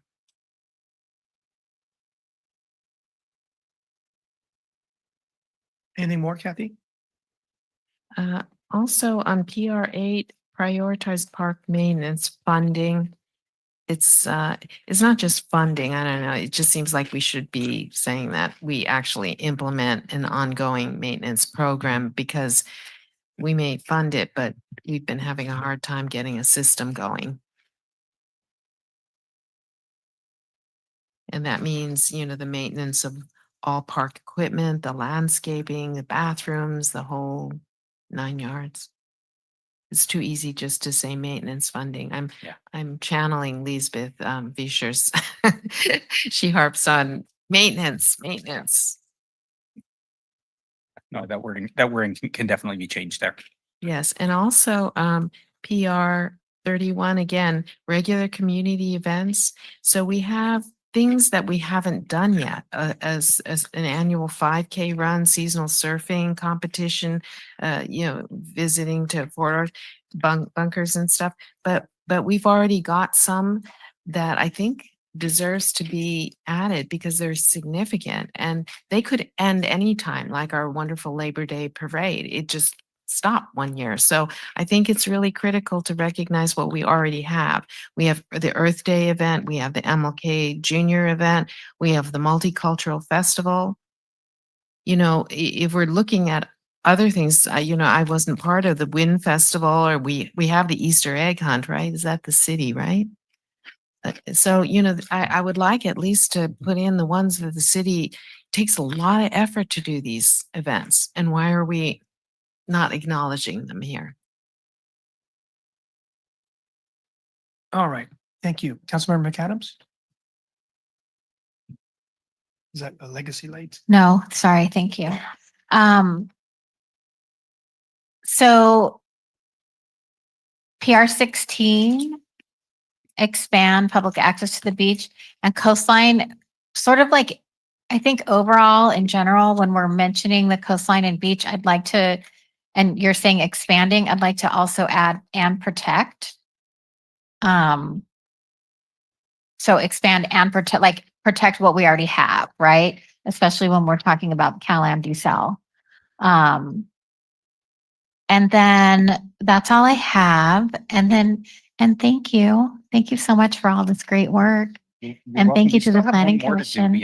I know that we have some more, but I forgot to Oh, you're welcome. to thank everybody and also show gratitude to the public for their comments. So Thank you. Okay, so PR 27, increased recreation education. Does that mean how to do Tai Chi, or does that mean, hey, there's a Tai Chi class happening, come to it? I'm going to say I don't have an answer to that. How that's worded. It's Okay. getting late. I think it's not clear and Okay, we should make it So clear. Yeah. my It could be point that I both. wanted to make was that one of our bullets here should have public outreach regarding available hiking, wildflower displays, and other recreation opportunities. I think we offer a lot more than people know. And we have this new $6,000 postcard, and it's perfect for that. Okay, so public outreach. And then that's it. Okay, let's go to Planning Commission. Oh, sorry, Kathy. So I yes. thought about something with, the sports center and aquatic center that we're doing. That's huge. I mean, that's going to take to build several years plus the amount of money, but we have no mention of it here. That's going to be like a major, highlight, and will probably last 20 years in terms of the life of this plan, because it's not just building at this point. We're maintaining it, trying to get financial stability for that center to operate even. So we got to have it in here. It's a huge thing for Yeah, Marina. that's an oversight to not have it in here.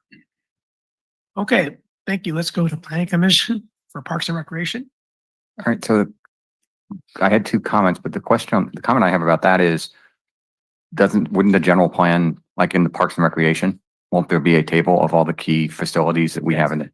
And that would be, I think that would address your comment, Councilman Viala, is that'll be discussed also, because we'll have tables that show all that. That's probably cool. My two comments are on PR2. Expand passive and active recreational trails at parks. And I would say, and along trails. And specifically, I'm thinking like gym equipment and stop on trails. That would be considered a passive recreational amenity. And then the second one is on PR 13. I would actually I would eliminate Los Alamos Sports Center from this one. Leave it in 14, but get rid of it in 13. Main reason is that, yes, the middle school was where everything was at, and the park is right there. However, we have all the new facilities that are being built at the high school. And it would be nice if we also have access to the new facilities at the high school as they get built out. And then that's it. That's all I have.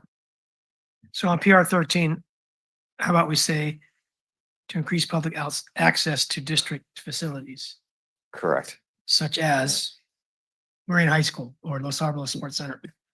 I think that would work. Other planning commission comments?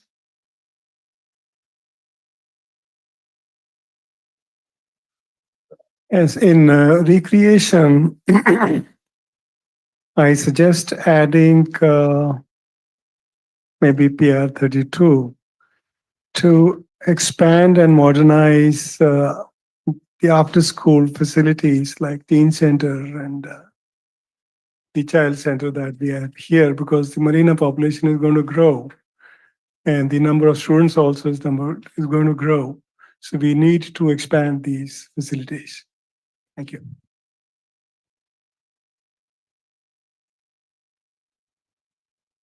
Thank you, Surrender.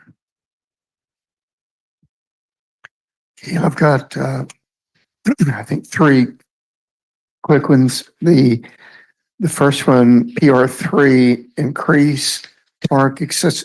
This one I didn't really understand. This, it says for every Marina residence, make parks accessible within a 10-minute walk or 1/2 mile from the park.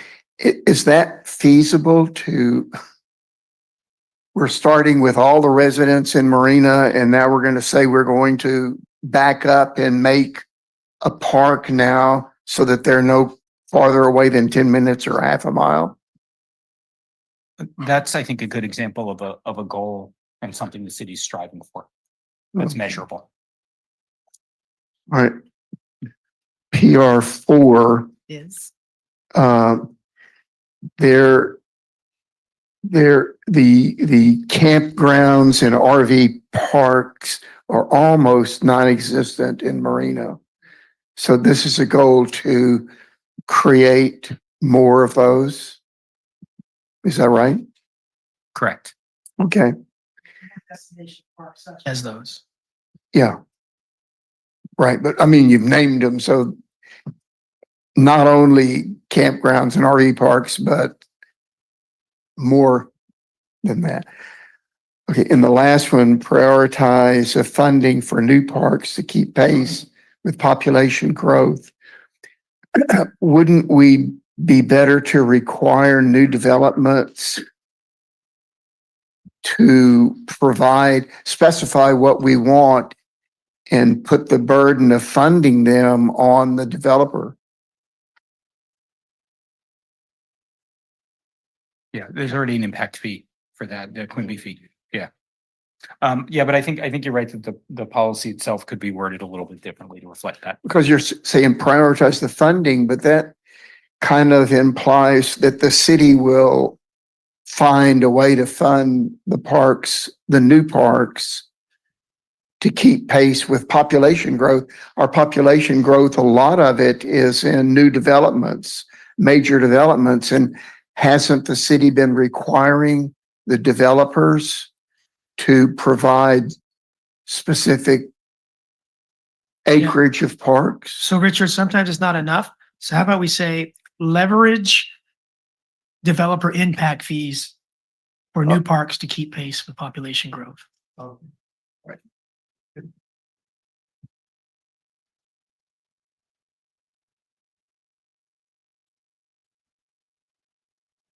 More planning commission comments? Paul? Yeah, no, thank you, Mayor. For the parks, I was thinking of suggesting to add, to provide restroom and security lights to all community park.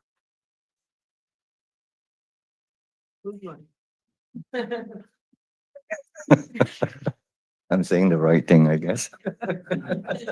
And then in parentheses, say, check with Councilman McCarthy on dark skies. Okay, thank you. Thank you. I think we're done with planning commission. So now we back up to the front. There's some, Yeah, I think we have economic development, which I somehow skipped over, starting it with mobility. So that's on page 4. okay. So we'll go to council. I want to say something under business sustainability and growth, like affirm our vision for Marina Landing. that is the Walmart, 5 acres of dirt, and a couple other parcels there that don't have, they have ice plant on them. Do you agree, Lane? Does that sound reasonable? I'm not sure about, I don't know if affirm is the right word. I think we're trying to determine.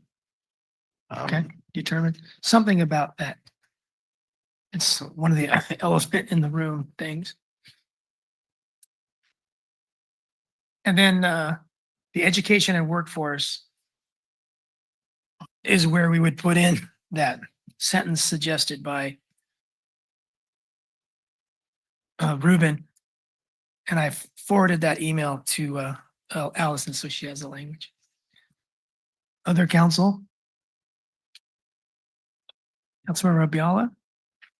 I haven't had much time to read my notes yet, so it might be a little bit, okay, such as downtown We improvement. can come back to you if you want. Okay, more yeah, time. yeah. We'll go to planning commission and then come back to Kathy. Anything on economic development?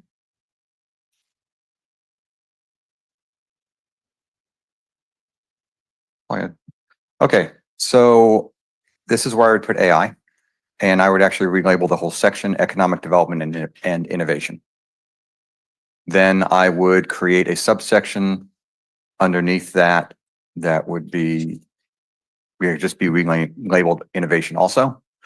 And then, and then I would have IN, or I guess, whatever, EDI, one, or whatever the numbers are. And then here are the possible areas. I'm not going to put them in verbiage. I'm just going to give you the list.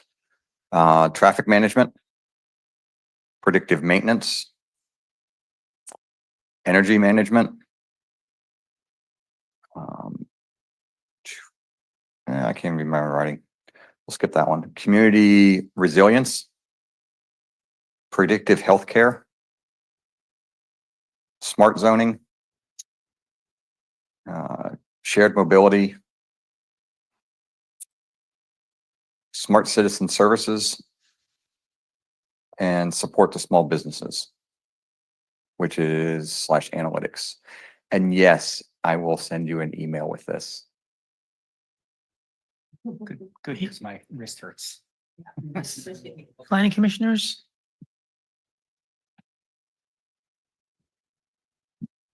Thank you. So I'm going to write up at the top with respect to flexible zoning code. Does that mean offering short-term incentives and protecting businesses who choose to invest in Marina, or does it mean something different? Maintain conditions that support local business growth and the local economy through adopting a more flexible zoning code, offering short-term incentives and protecting businesses who choose to invest in Marina. My question is with respect to flexible zoning code, what does that mean? Can you define it? Or is the definition short-term incentives and protection? No, the definition is not short-term incentives. It's just making sure that the zoning code accommodates the needs of businesses so that it's easier for the businesses to operate without as much regulation in the code. A lot of times some of what we've heard in the process was it's hard to open a business, it's hard to maintain a business because of different regulations. So it's making sure that the code is flexible enough to accommodate that. Oh, okay. It's kind of like the childcare ordinance that just went to the planning commission. So these guys would come before the planning commission for that flexibility? No, Or our zoning code that will be the implementation of these general plan policies that are, we're going to be updating the zoning code as part of this whole general plan process. And what this is referring to is we're going to create zoning development standards and zoning districts and codes that allow for more flexibility for economic development. is it because the codes are outdated, or it's us working with ordinance? Like, Yes, yes, they're rigid right now. So this is looking to create more flexibility in the zoning code allowed uses. so instead of updating the ordinance, we're putting in our our plan that we're gonna have flexible zoning? Because we're a little worried about developers taking advantage of that. Well, we are establishing what the flexible zoning code is going to be. So Okay. any developer has to fit in With with that. what we adopt as part of this zoning code. Okay, then, all right, second question, and you might want to stay there. What does protecting the businesses mean? You're like, what is it? And then I'll ask, and I'll put them all in the same place. When you say diversify, what does that mean? Does that mean different types of businesses, or is that with respect to race? And that's all my questions. Yeah, that's all different types of businesses, And then diversity of business types. and how do you protect the businesses who choose to invest in Marina? There's a whole variety of ways you can do that through economic development support, supported permitting. Again, it's a broad list. This is a broad policy, but there are lots of ways to support businesses who are here. I don't want to be verbose, but we gave a few $100,000 away during COVID to businesses so they could pay their rent and stay in business. So that's an example. Any other planning commissioners? Thank you, Mayor. On item ED 17, organize cultural event that attract visitors and increase business activities. Okay, I don't know, can we add performing art theater to provide state-of-the-art venue for group performance?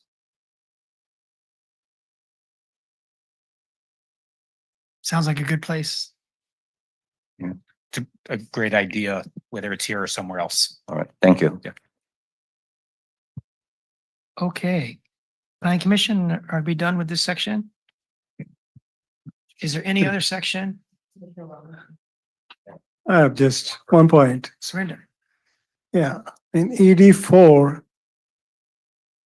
encourage and attract businesses in key sectors, not industries. And that includes hospitality, retail, agriculture, food, medical and aviation. Because we've limited to medical and aviation, because we are more impressed by only, maybe. Staff's got it. Yeah, it's a good comment. Anything more from Planning Commission? Okay, we're going to come back to Kathy Biala. Thank you, Mr. Mayor. So the first one, it might be ED2, but it also might be added on to maybe these two are the same. But I want to say something like maintain a strong city marketing strategy by dedicated staff or department or functions. Because we're trying to hire somebody, but it needs to be constant. It needs to be constant presence of someone marketing our city.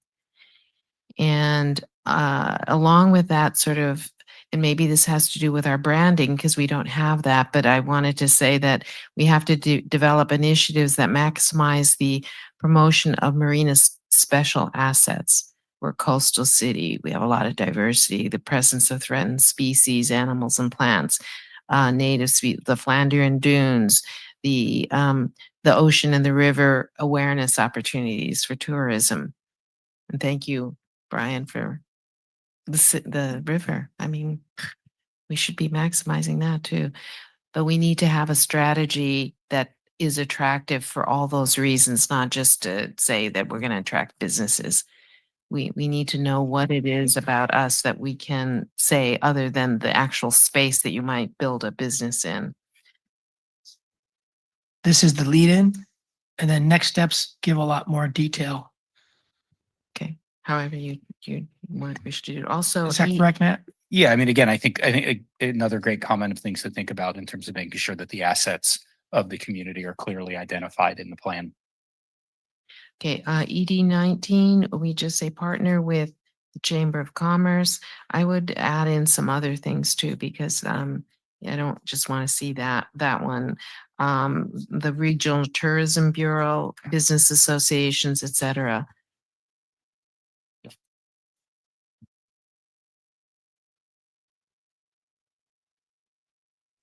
Okay, thank you. Okay, is anything left, Matt? No, not to, well, I guess, there was the section about the geographic areas. Almost Before forgot we about go this. there, Yeah. I areas wanted outside of to city limits. mention one land use. You have it in Fred's, create the specific plan for Cypress Knolls using a city-led public process, not the traditional developer-led, but you have that comment. Yes. I just wanted to note it. So now we move to those 4 areas. Could I just go back real quick to ED 24, when you're saying about workforce training programs, what that really is bridging between industry and academia. And so Joby, for example, has those kind of direct training programs. But if we could somehow say that it's not just making a program, it's making bridges between industry and academia. I think it also has to do with development, construction, apprenticeships. Yeah. Right. Not just academic. Yeah, and he's going to add in some of the other ones too. Yes, totally. But I want to, frame it a little bit more. Yeah, it's good. Mhm. Agreed. Home stretch. Home stretch. All right, can we maybe shift back to the PowerPoint?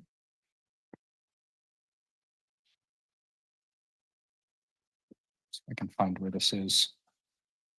It's our fire chief who's the whiz here. I'm noticing that. I'm gonna go through a whole bunch to get to the end. Actually, can you, PowerPoint whiz? The slide 18. Could you jump to that? It's easier for you to do it than me with this. That's it. So Next that- one, next slide, I think. Yeah, we'll just do the full screen.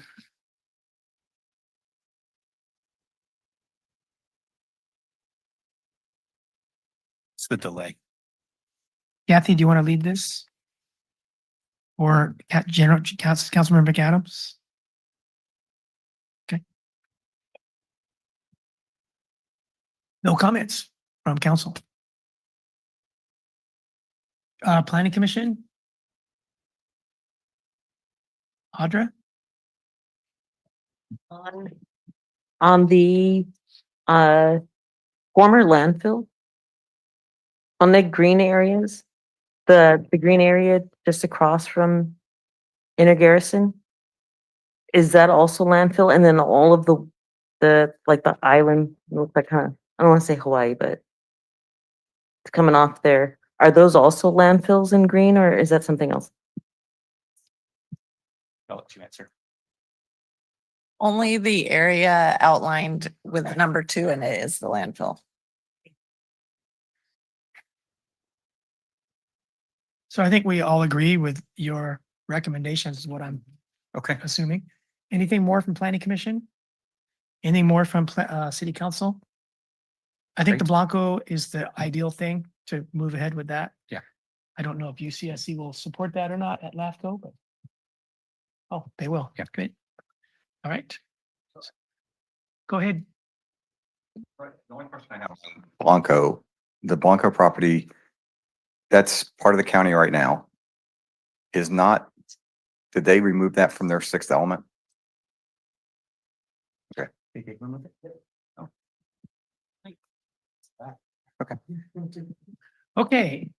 Any final points of wisdom before we adjourn? Well, we don't adjourn, but before we move on from this issue? All right. I have one. Apologies. This was really helpful. Like the comments were absolutely amazing, and it is exactly what we need in order to move on to the next stage. So I just want to thank everyone for all the work and all of the time. Yes. Because it really does put us in the right direction with writing the general plan. Yeah, it was So thank great. you. Everyone was great. Ruben, thanks for representing 23,000 people to the end.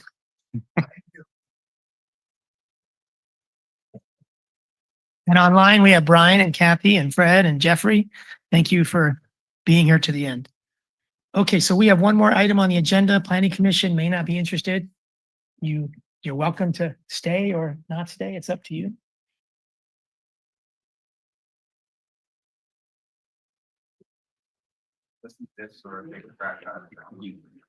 So I'll give a little opener to this that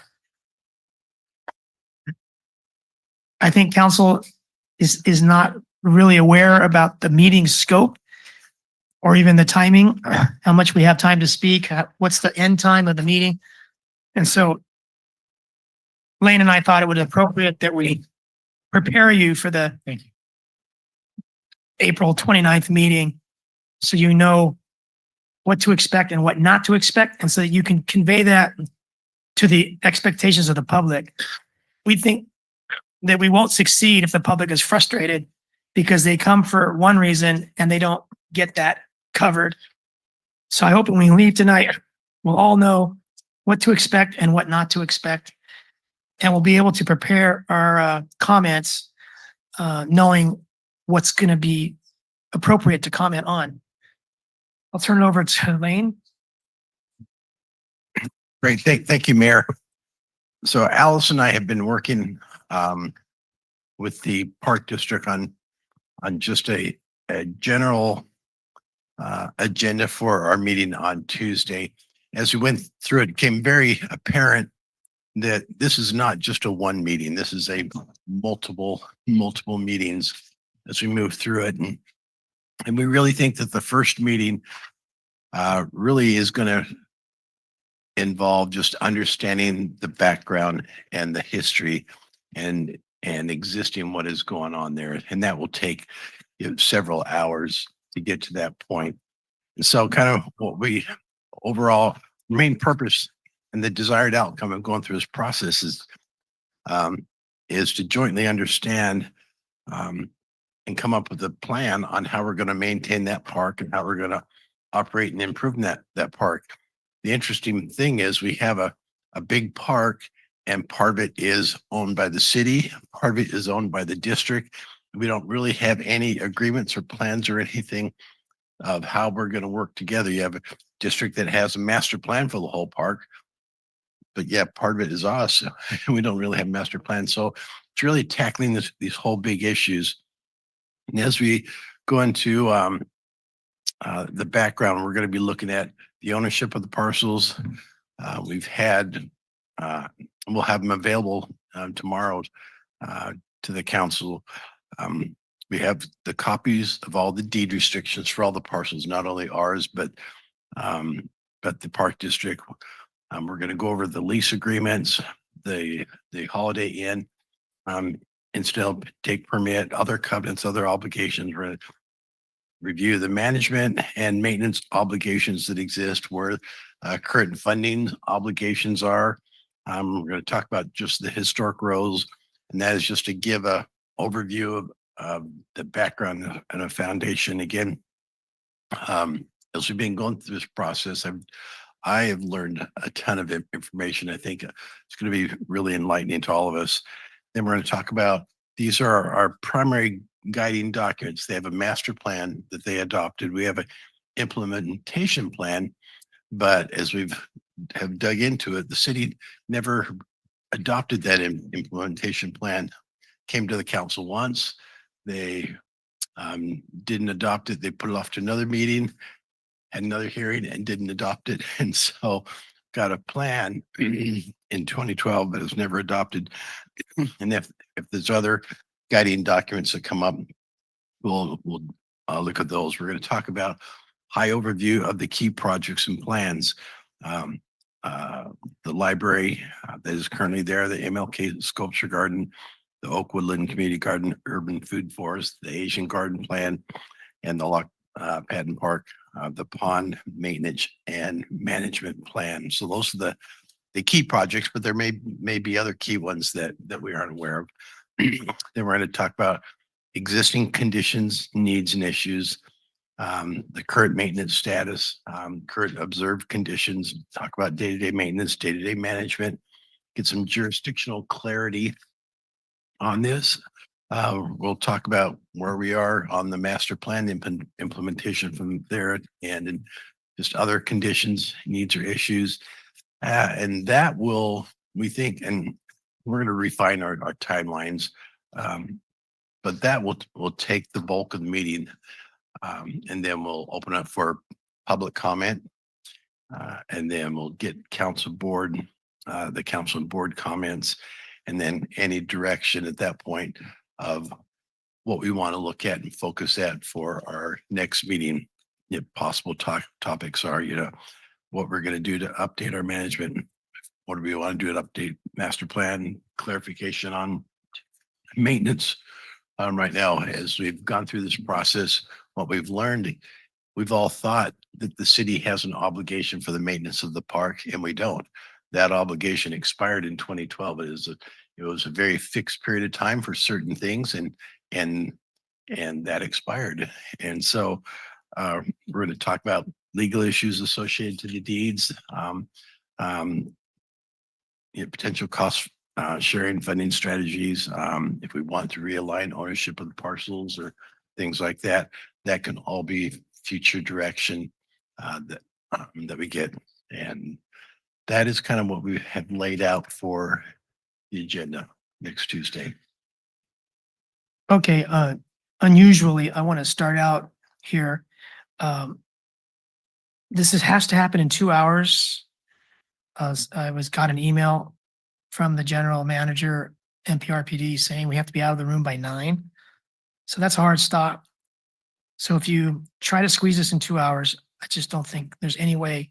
Not 2 hours. So number 2, 5, and 6, I think should go as next steps for future meetings.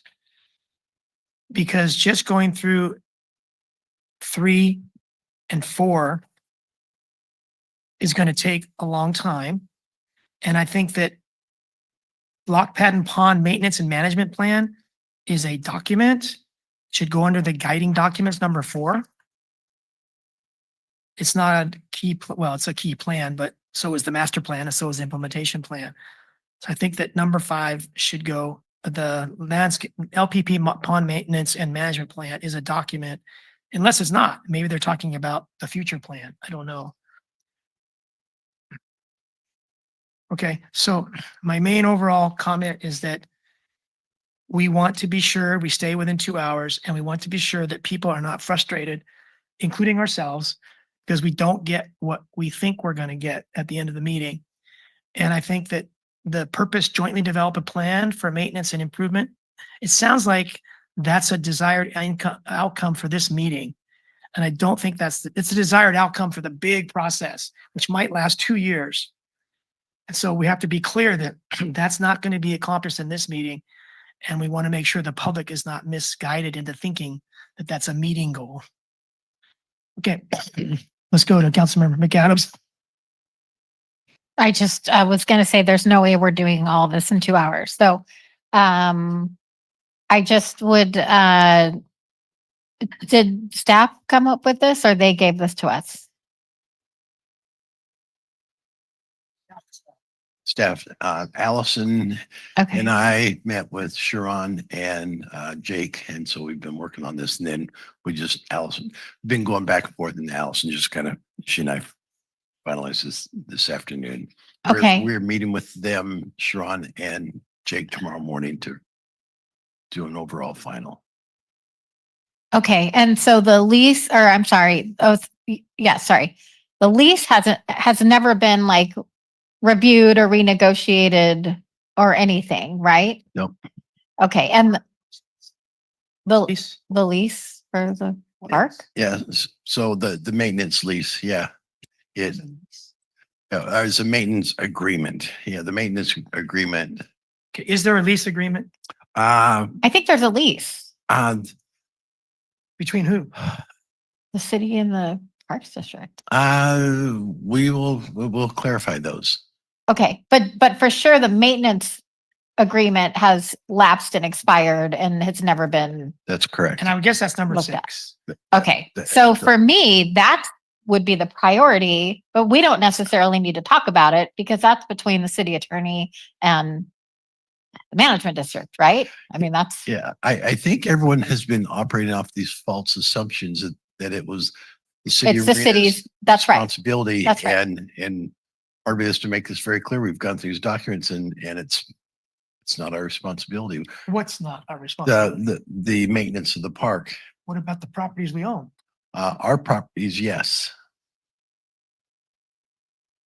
Okay, but the district properties, no. right, okay. Okay, so obviously, because of the way that we talk and the history of our meetings, we probably need like 3 things on this sheet of paper for 2 hours.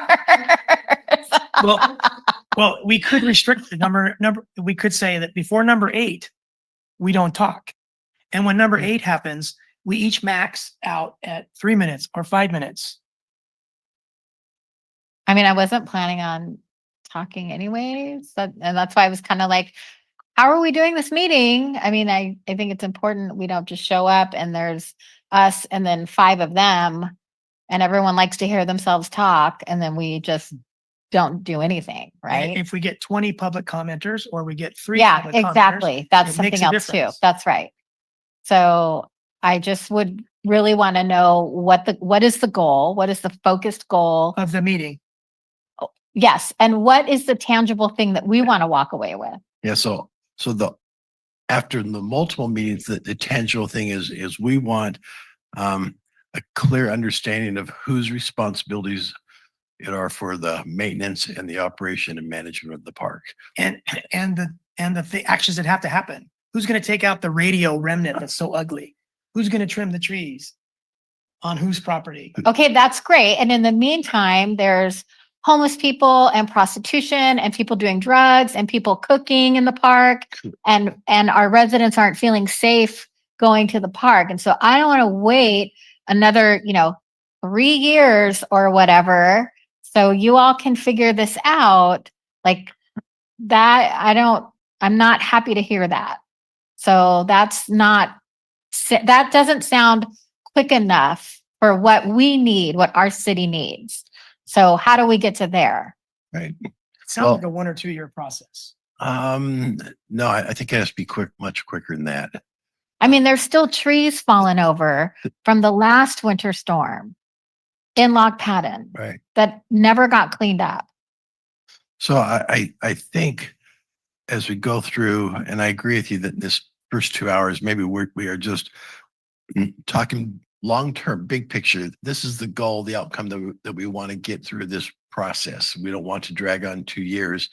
And I think if both the board and the council can give pointed direction, and probably won't be the first meeting, okay, staff, these are issues. We want you to work together and come up with solutions and say, okay, we want you to work together on come up with a maintenance plan, come up with a management plan, come up with a plan of how we're going to deal with ownership of the park parcels, transferring, come up with an idea for the funding.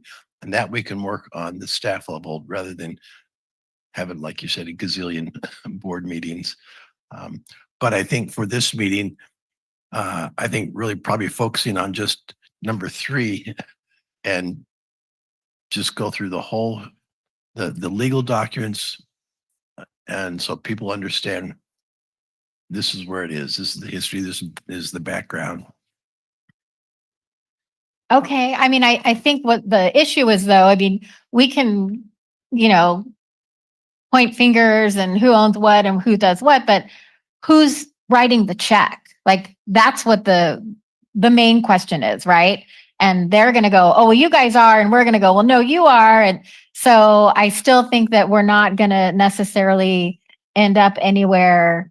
No. And Yeah, not after this Tuesday, but I think as board and the council really start talking together, we will start getting some direction on that because they're not funding anything from the park, but they're probably have this mentality, well, Marina's funding it. And we don't have an obligation. We have an obligation for the parcels that we own. We have a liability to maintain the parcels we own, but we don't for the district. I mean, it becomes a huge liability to district when they understand that their parcels, which are the bulk of the park, they have obligations that they got to figure out, and figuring out that really means probably working with us to come up with solutions. okay, I want to be really, really clear in this that, I've seen Laguna Grande Park in Seaside turn from a community beautiful park to a very aggressive homeless encampment with a lot of drug use. And it's at a point of no return. The cops are always there. Social services are always there. And it's no longer really owned by the community. I'm seeing that happen to Lock Padden Park. And so I mean, and also, you know, the little mini propane tanks. Okay, so you're getting into a discussion we have to have at the second meeting. But tonight, we're trying to figure out the agenda for the first meeting. So we don't really want to. Well, what I'm saying is that all of this, like, it's not leading to the ultimate goal, which I think everyone wants, is a clean, usable park for our community. Right, but this is step one to get to that. You can't get there before you understand who owns what. Okay, well, and by the time that we figure this all out, I hope it doesn't burn down.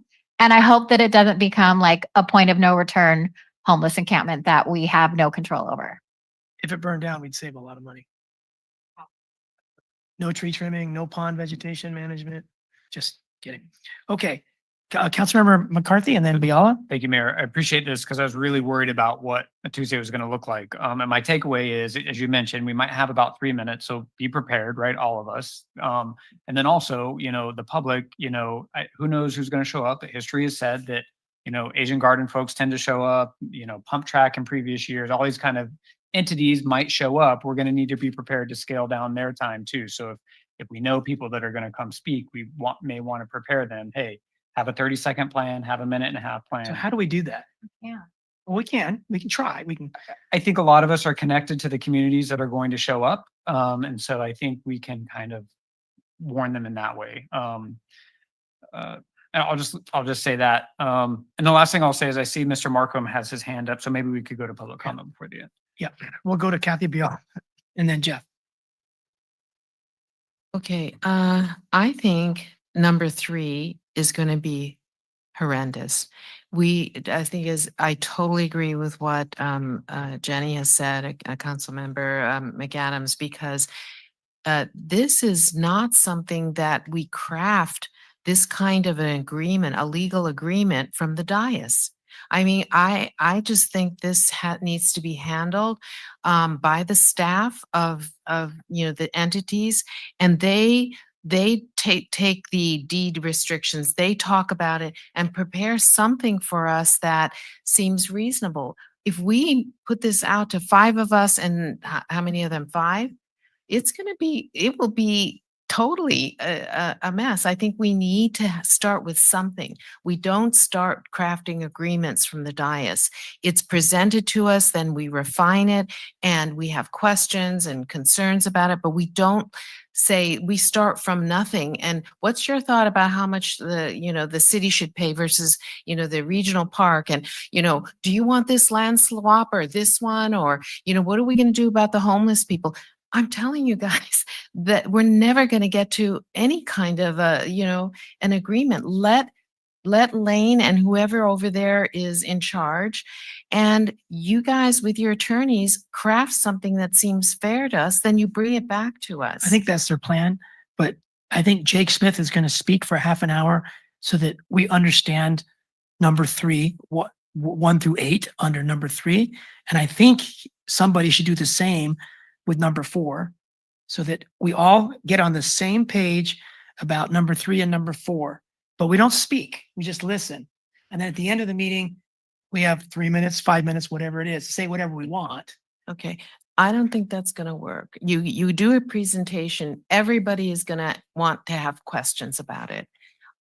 We can have questions once we have something tangible to look at. Otherwise, I think it's going to be a free for all. And there's so many issues out there. And, so I have real concerns about, I can understand doing a brief history and then somebody saying what the deed restrictions are, because that was the intent originally. The Asian community, I showed up to them twice. They said they were supporting it. They said that they needed to look at the deed restrictions. Asian American Garden? Yes. So that's what they were supposed to do. is this garden of, restricted in any way from the property purpose?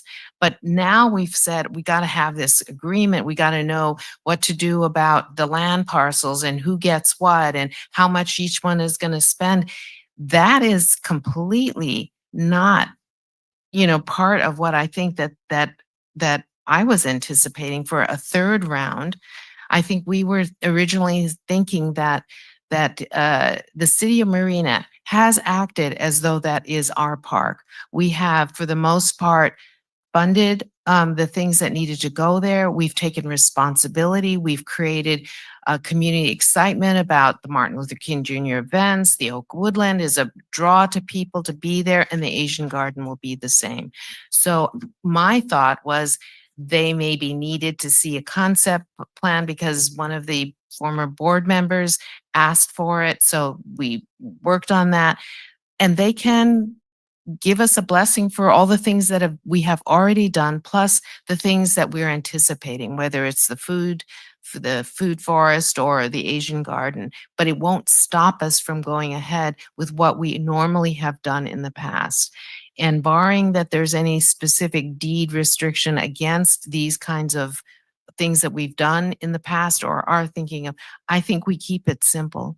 And then the attorneys and the staff over there work with Lane on looking at what is feasible on these properties. They know their issues. Then they work it out. They come back again to us to look at the agreement, and then we can work something out among us. This is just going to be, and it's going to be very discouraging to the staff. The public. Maybe the staff too. And maybe to see what happens in this kind of forum. They don't have a stable leadership at this moment, I don't think. I think they have interims. So what are we expecting them to do now in an open forum? I think it's a mistake. I would like to keep it really simple to the deed restrictions on these parcels, get a global approval for the things that we've done and will do, and take responsibility for it. And then in the background, until they get their staff, their leadership issues worked out, but we still go ahead and first make the proposed agreement that hopefully covers. I think Lane knows all of the issues that we'd be concerned about, but they need to probably spend a lot of time, because they don't have a central leader at this point, to figure out what is it that the regional park wants to do, can do, financially will do. I'm not sure that they have those answers, even if in the background they're talking with our staff about it. So I don't think this is. Okay, Kathy, we'll come back for more of that kind of discussion. We were going to go to public. Is that okay with everybody? Jeff, you've been very patient. Thank you. Welcome. No. Yes, thank you, Mayor Delgado. I think we need to kind of wind back a little bit, because the history of Lock Padden Park is extremely complicated. There are 9 parcels there, many of which were acquired by the Monterey Peninsula Regional Park District through a number of grants. So the park exists largely because of the grants that the park district did.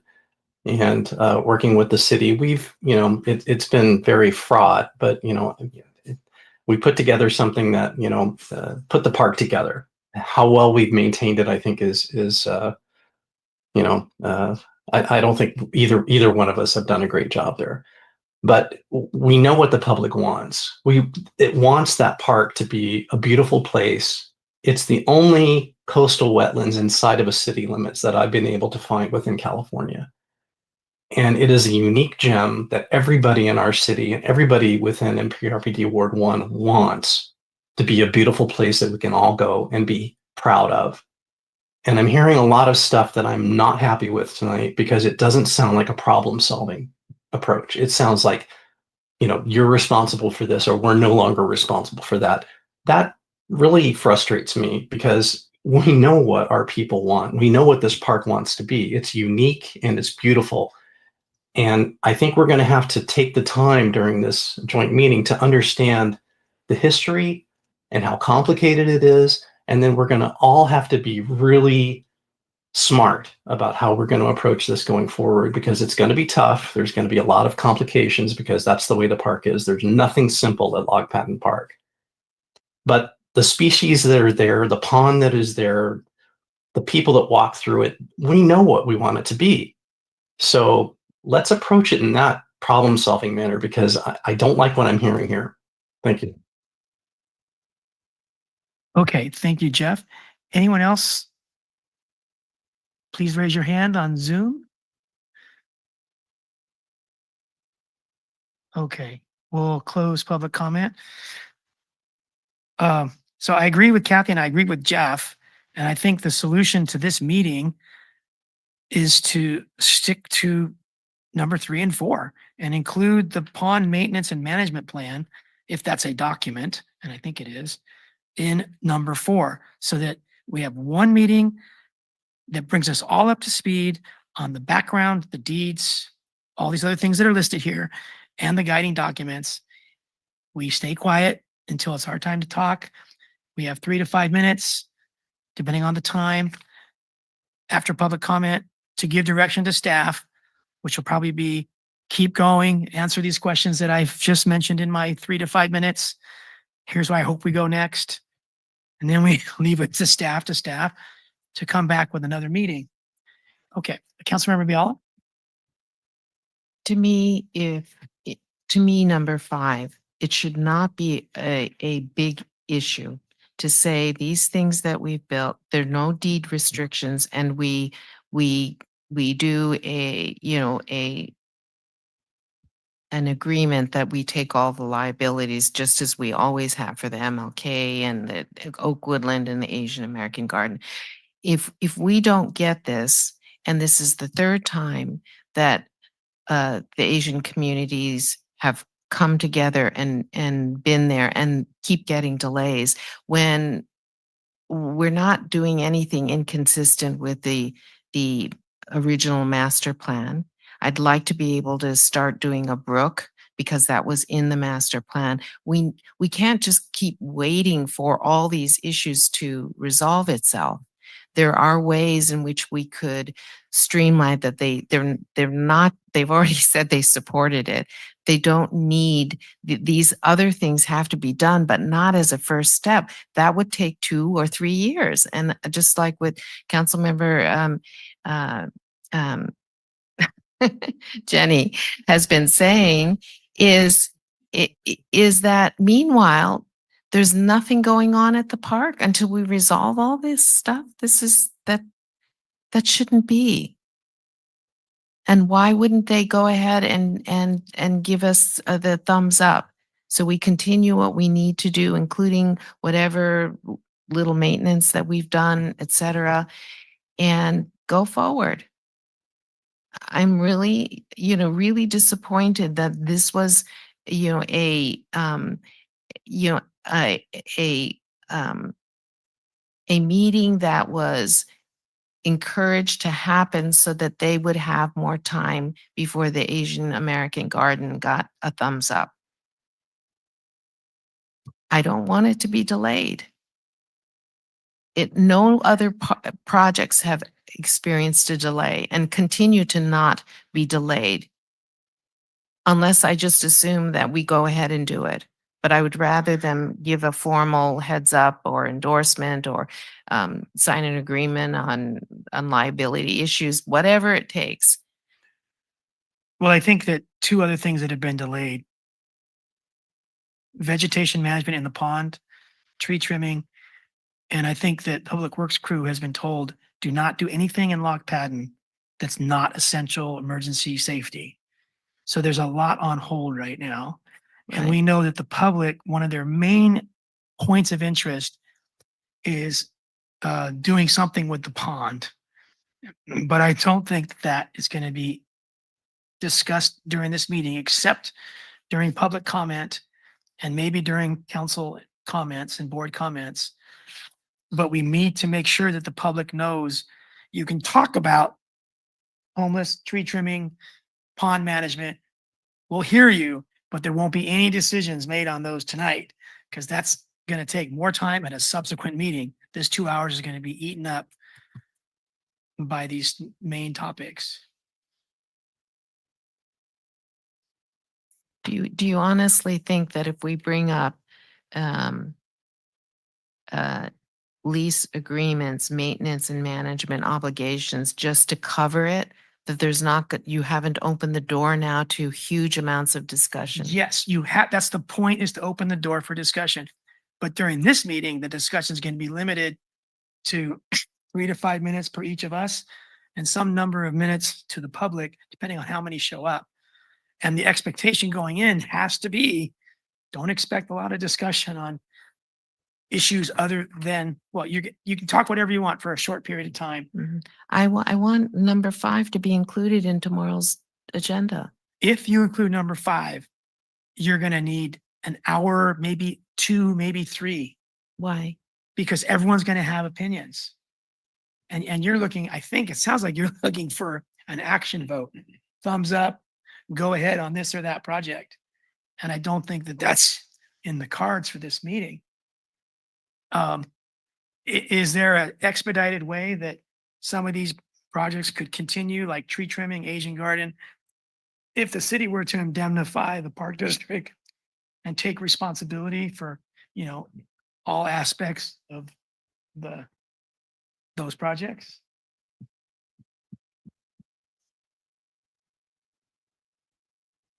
For an answer on that right now, I don't know, our office is looking at the agreements, and I think Renee's gonna have to address that once he's finished looking at the documents. Now, the non-ESHA stuff, I hope we can move ahead on sooner than later, whether it's tree trimming or Asian garden or whatever. But I just don't know how far we can get in this meeting. Lane? It will just open up a lot of doors. There's just a lot of things that we have to look at. Like, as an example, if you look at tree trimming, and most of the trees are not on our property, but if we start trimming it, all of a sudden that liability then shifts to us. And the first time that a problem happens, it's not on our property, we have nothing to do with it. But we trim the trees. We trim we the didn't trees. trim that branch. Right. And also we become liable. And so there definitely are legal issues associated, but I also understand what Councilmember Biala is saying is some of these projects, and when we made our presentation to the board last time, we went through those projects, and they said they didn't want to say no to them, but they wanted time to think about them. They said, yeah, next time we meet, then they're kind of saying, yeah, let's figure out a way to get these projects moving forward. And so I understand the frustration there of having to wait for another meeting. I like some of the thoughts that you're talking about of, it's pretty complex, but it's really is going to have to be staff sitting down talking with their staff and coming up with some ideas to move it forward. And while there's a lot of complex things, I think once we get a clear understanding of these issues, put them out in front, then I think there are things that we can work out pretty quickly. I think we have more funding and maybe resources better to address some of those things than they do. We have our maintenance plan for the our scope of work with EMC ready to go. It's just about there. And so Asian community gardens, we have concept designs, they're ready to go. And so it's like we need to get to a point. And I don't know if we can get that meeting. They say, yeah, staff work together and these things that are really close, let's get a path moving forward really quickly on those tree tiering, maintenance plan, and Asian gardens. If we can do that, then we can maybe start working on some of the other issues. Okay, well, I think that tomorrow staff should agree what can be accomplished realistically in 2 hours and maybe change this number 1 so it doesn't look like it applies to this meeting. If you had a purpose statement for this meeting, it would help because then all of us could share that same talking point. Right now, we can't share a talking point about this meeting because it's too murky, and that is not what we want to tell people. Jointly development of a plan for the maintenance and improvement. They're gonna want actions and decisions, and we're not there. Okay, you guys are all quiet now. Do you think we're ready to adjourn? Mr. So let me clarify. So my goal is I want something said at that meeting about number 5. I don't want us to just suddenly now not even address it when that was the whole purpose for many folks that we were told at the last meeting there would be another meeting. So, okay, there's another meeting and we're going to take it off the agenda?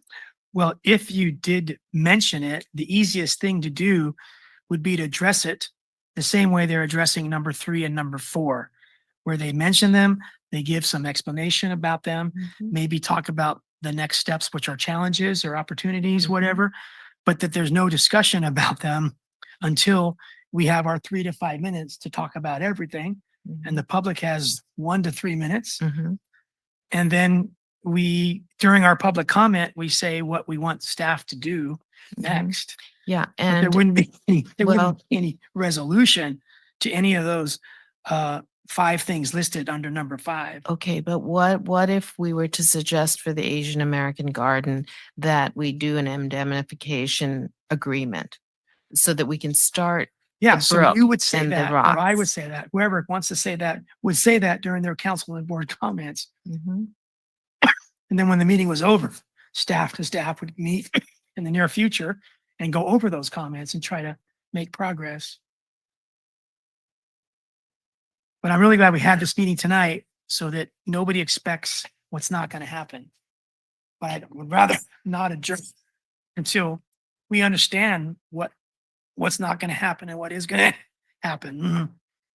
Go ahead. Yeah, so what I'm hearing is, and so we'll keep number 5 on there too, but it's not gonna be a discussion. It's just gonna be an update of, okay, the library's in, that's our parcel. We're maintaining that.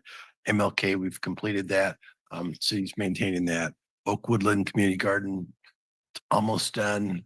But there's a work in progress. Asian Garden, we have a concept plan. We're ready to move forward.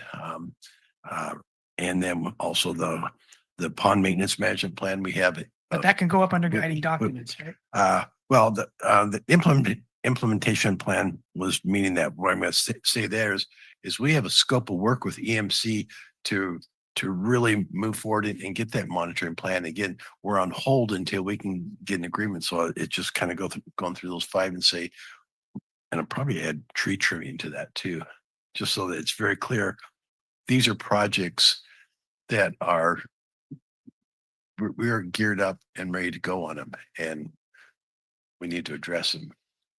Okay, so are we agreed that we'll have a realistic purpose and a time for all of these? We have half hour for number 3, but there's no time allotments for the other stuff, including board comment, public comment. Yes, so we'll figure out the time tomorrow morning when we meet with Sharon and Jake.